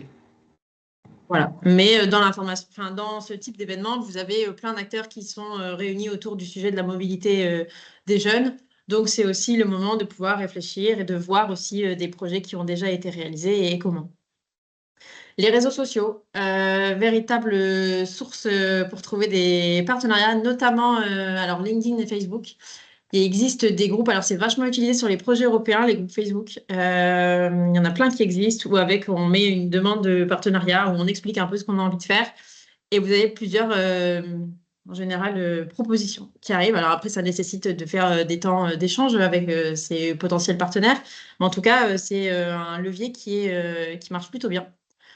Vous avez notre annuaire, donc notre annuaire réseau que vous trouvez sur notre site internet dans la partie observatoire, sur lequel il est possible de mettre des filtres par type de projet. Donc, si vous voulez que des acteurs qui sont sur le sujet de la mobilité jeunesse, si vous voulez filtrer mobilité jeunesse plus le pays dans lequel vous souhaitez aller, ou si vous avez un projet thématique, je ne sais pas, l'environnement, par exemple, vous pouvez choisir environnement Togo, environnement Espagne, enfin bref, ce que vous voulez. Et vous allez trouver les acteurs régionaux qui agissent sur cette thématique ou sur cette zone géographique. Ce qui permet aussi de les solliciter soit pour les préparations au départ, soit pour avoir de la formation sur le sujet en particulier. Voilà, il y a plein de choses, il ne faut pas hésiter à aller voir de ce côté-là. Il ne faut pas hésiter aussi à solliciter votre propre réseau, de pouvoir en parler autour de vous sur le fait que vous allez monter un projet. Vous n'êtes pas à l'abri que quelqu'un connaisse quelqu'un qui connaisse quelqu'un qui, en fait, est déjà parti sur place, a un partenaire. Voilà, ça va très vite. Et aussi au niveau des villes qui parfois ont des jumelages. Il y en a quand même beaucoup en Hauts-de-France. Donc, du coup, ils ont eux aussi des villes partenaires et ça peut être un intermédiaire pour pouvoir trouver une structure qui correspond à la vôtre ou au type de projet que vous souhaitez monter. Donc ça, c'est une autre option. Vous avez aussi dans le cadre des projets de solidarité internationale les espaces volontariats de France Volontaire. Donc du coup, il y en a 28. Alors, j'ai pas le détail là, mais c'est pareil, quand vous cliquez dessus, vous arriverez sur les différents pays dans lesquels ils sont présents. Et eux, pour le coup, ils ont vraiment une présence sur place et une connaissance du territoire qui est importante. Et donc, ils pourront aussi vous conseiller des partenaires. Et même dans le cas où vous ne recherchez pas forcément un partenaire, quand vous partez en projet de mobilité dans un des pays où il y a un espace volontaire, on vous invite à les contacter juste pour les informer, parce qu'en fait, ils auront peut-être deux, trois conseils à vous donner aussi, ou pourront vous accueillir. Enfin voilà, c'est vraiment à discuter avec eux. Et après, vous avez des plateformes de collaboration, donc Salto par exemple, qui est aussi une plateforme européenne sur lequel il y a un onglet où vous pouvez chercher un partenaire. Et là, vous avez vraiment toute une liste qui est assez énorme. Et pareil, vous pouvez filtrer un petit peu en fonction des projets. Vous avez des descriptions où du coup, c'est beaucoup plus facile de vous projeter et de vous dire que vous pourriez avoir un lien avec tel partenaire ou non. Et vous avez aussi du coup le réseau Eurodesk, du coup qui passe par les CRIJ, les centres régionaux d'information jeunesse notamment. Après, il y a plein d'autres structures qui sont labellisées Eurodesk. Mais n'hésitez pas aussi à les contacter. Il y a peut-être des partenaires qu'ils ont. Enfin voilà, c'est plein d'outils et réseaux qui existent qu'on vous invite à solliciter dans le cadre de votre recherche de partenaires. Normalement, à l'issue de ça, vous devriez trouver après. Il faut faire la part des choses pour trouver le bon partenaire. Juste une précision parce que c'est quelque chose qui nous a déjà été demandé. Il existe pas forcément de soutien financier pour pouvoir aller rencontrer ces fameux partenaires, sauf sur certains programmes, sur des programmes européens. Des fois, il est possible d'avoir un financement en amont pour pouvoir, dans le cadre du projet, aller rencontrer ce partenaire, mais ce n'est pas toujours le cas. Euh, donc, il va falloir trouver d'autres moyens et pour s'assurer que du coup tout se passe bien, sachant que des fois c'est une première action, on vous invite du coup à proposer une collaboration solide, vous aussi de votre côté, parce qu'on demande à ce qu'il y ait un partenaire solide, il faut que vous le soyez vous aussi. Et donc du coup, à bien clarifier vos attentes et les responsabilités de tout le monde depuis le début, et donc d'utiliser les contrats ou accords de partenariat dont je parlais tout à l'heure. C'est hyper important. Si c'est clair au départ, normalement, il y a peu de chances que ça se passe mal. Vous pouvez aussi solliciter les réseaux vous pouvez aussi nous solliciter à un moment donné pour nous demander si on connaît tel ou tel partenaire et on pourra vous dire s'il y a des choses, euh, si on a des informations de notre côté sur ce partenaire-là ou essayer de chercher une information là-dessus. Sur cette gestion des partenaires, on vous invite à bien maintenir ce dialogue avec eux, donc du début à la fin, hein, on parlait tout à l'heure du bilan, euh, et vérifier que vraiment vous restez sur des engagements qui sont communs, que ce soit pas au début une discussion où vous vous êtes dit ça va matcher entre nous et donc du coup on part ensemble sur ce projet. Au fur et à mesure de la construction du projet, vérifiez que vous êtes toujours bien sur des mêmes objectifs euh, sur ce projet-là. Je disais tout à l'heure que du coup, il n'y a pas forcément de financement qui existe en amont pour pouvoir rencontrer les projets, sauf, alors, exception, hein, on ne le fait pas tout le temps, mais il y a là en ce moment la possibilité de candidater pour participer au séminaire JOCO, que Clémence va vous présenter parce que c'est elle qui le maîtrise plus que moi. Mais voilà, ça, là, c'est une possibilité. C'est ciblé Sénégal. Bon, c'est peut-être pas la zone que vous visiez, mais en tout cas, c'est une opportunité qui vous est donnée. Et donc, Clémence, je te laisse le présenter.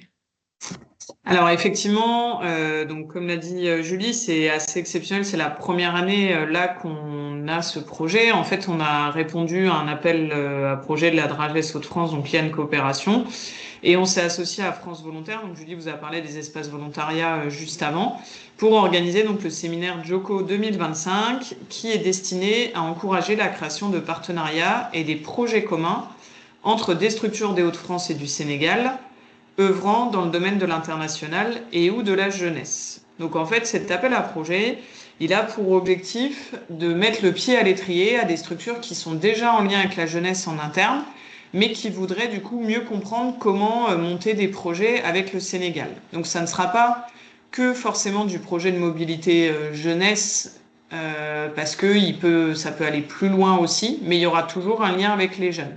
Donc voilà. Pour l'instant, cet appel à projet, c'est une candidature qu'on propose. Ça prend, on va dire, une quinzaine de minutes de remplir le fichier de candidature.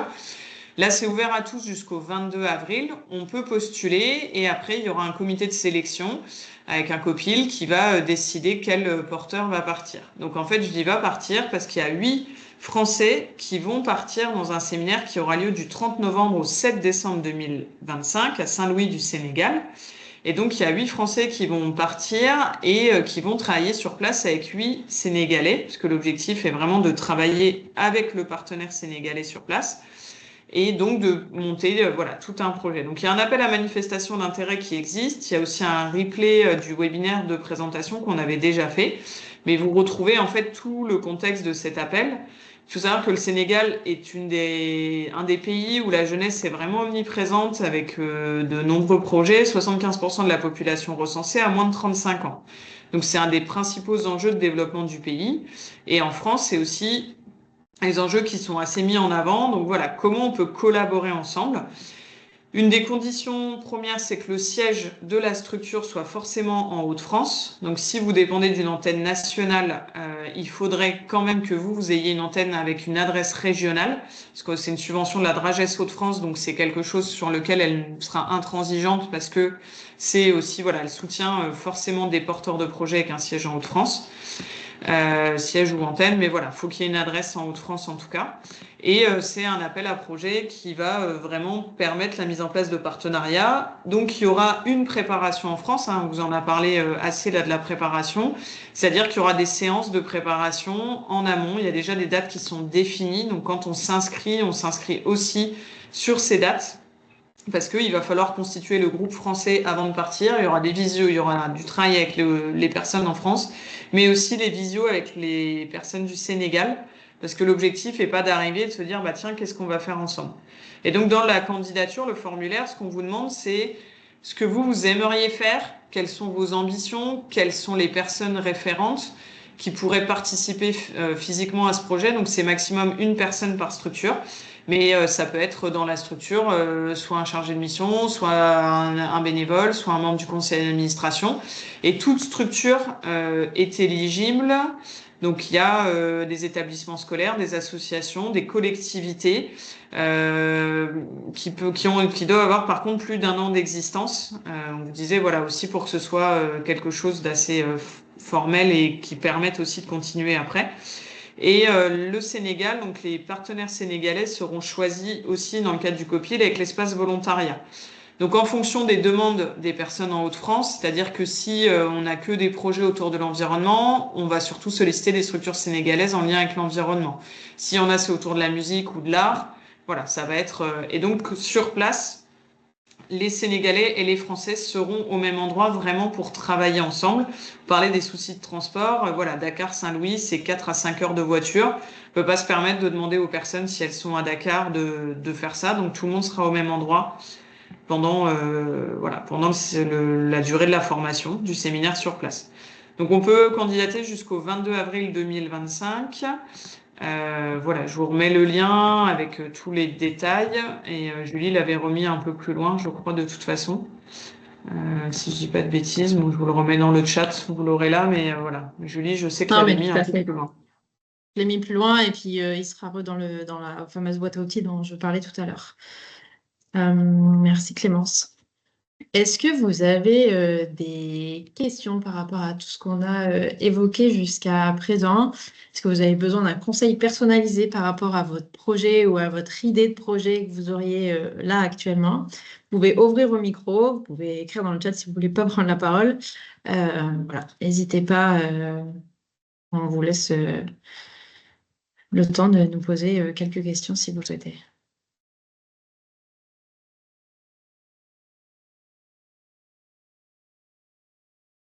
Les choses ne sont pas claires, par exemple.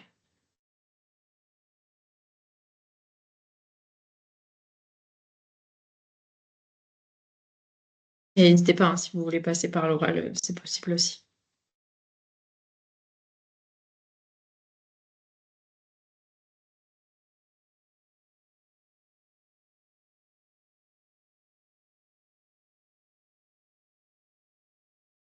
Ça nous fait très plaisir de voir que c'est très clair et que ça vous donne envie surtout. Parce que le but, c'était pas de vous effrayer en vous montrant qu'il y a beaucoup de choses à penser et à voir. C'était plutôt de vous donner vraiment les ressources et les moyens de pouvoir y arriver. Donc tant mieux si ça vous aide et surtout si ça vous donne envie. N'hésitez pas après à nous contacter s'il y a besoin d'échanger plus en détail sur vos idées de projet. Et sachez que dans vos projets, voilà, on a parlé de la préparation, mais quand vous sollicitez des structures partenaires, anticipez bien aussi. Parce que quand le dépôt de projet, par exemple, est à la date limite du 22 avril comme Joko, nous, la sélection en fait se fait le lendemain. Et moi, le 22 avril, je pourrais pas aider des structures qui n'auraient pas postulé. Donc des fois, malheureusement, on a des porteurs de projets qui vont nous solliciter le jour même. Bah, du coup, on ne peut pas être réactif comme ça. Donc c'est aussi intéressant de bien anticiper que ce soit nous ou d'autres structures avec lesquelles vous travaillez.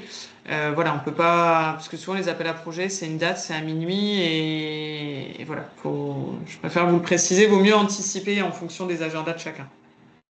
En effet, nous solliciter 3 jours avant, ça devient compliqué parce qu'en fait, vous êtes plusieurs à le faire et à un moment donné, ça rentre plus dans l'agenda. Ok. Juste pour information, parce que du coup, on avait prévu un temps un petit peu plus large pour être sûr que vous soyez disponible jusqu'au bout. Si vous avez envie d'aller plus loin dans ces démarches-là, donc il y a le séminaire Joko dont a parlé Clémence. Il y a aussi le webinaire mardi prochain qui est la suite de celui-ci, qui est le module 2, qui va aborder du coup plus spécifiquement les différents dispositifs de financement pour ces projets de mobilité collective en Europe et à l'international. Alors, il faut savoir que ce ne sera pas fait de manière complètement exhaustive parce qu'en fait, il existe plus de 130 dispositifs. Donc, à un moment donné, on ne peut pas tout aborder, mais vous aurez en tout cas les principaux et ceux qui sont là le plus accessibles aujourd'hui. Et pour du coup les porteurs du Pas-de-Calais qui seraient présents dans l'audience, si vous le souhaitez, vous pouvez aussi candidater du coup au programme d'accompagnement des projets de mobilité, donc le PAM. Les candidatures sont ouvertes jusqu'au 18 avril et il démarre la semaine juste après. Pareil, toutes les informations seront remises. Donc là, vous y aurez accès en cliquant sur le lien dans le PowerPoint, mais ça fera aussi partie des liens dans la boîte à outils. Voilà, n'hésitez pas, ce programme d'accompagnement, il ne demande pas à ce que votre projet soit structuré en fait, hein. Le but, c'est vraiment d'y travailler ensemble pour pouvoir faire un dépôt en juin. Mais voilà, on y va étape par étape et on le construira ensemble, votre projet. Mais bon, c'est juste que nos places sont limitées, donc c'est pour ça qu'il y a quand même un formulaire de candidature. Voilà, on vous a donné toutes les informations. N'hésitez pas, je vous mets mon contact là. Vous pouvez aussi retrouver celui de Clémence sur notre site internet. Si vous avez des questions, n'hésitez pas à nous recontacter après, parce que des fois ça revient après. Et, euh, et voilà, on vous souhaite du coup une bonne journée. Merci Oui, d'avoir merci. participé activement. Merci d'avoir. C'était agréable pour nous. Oui. Et on vous souhaite du coup de beaux projets.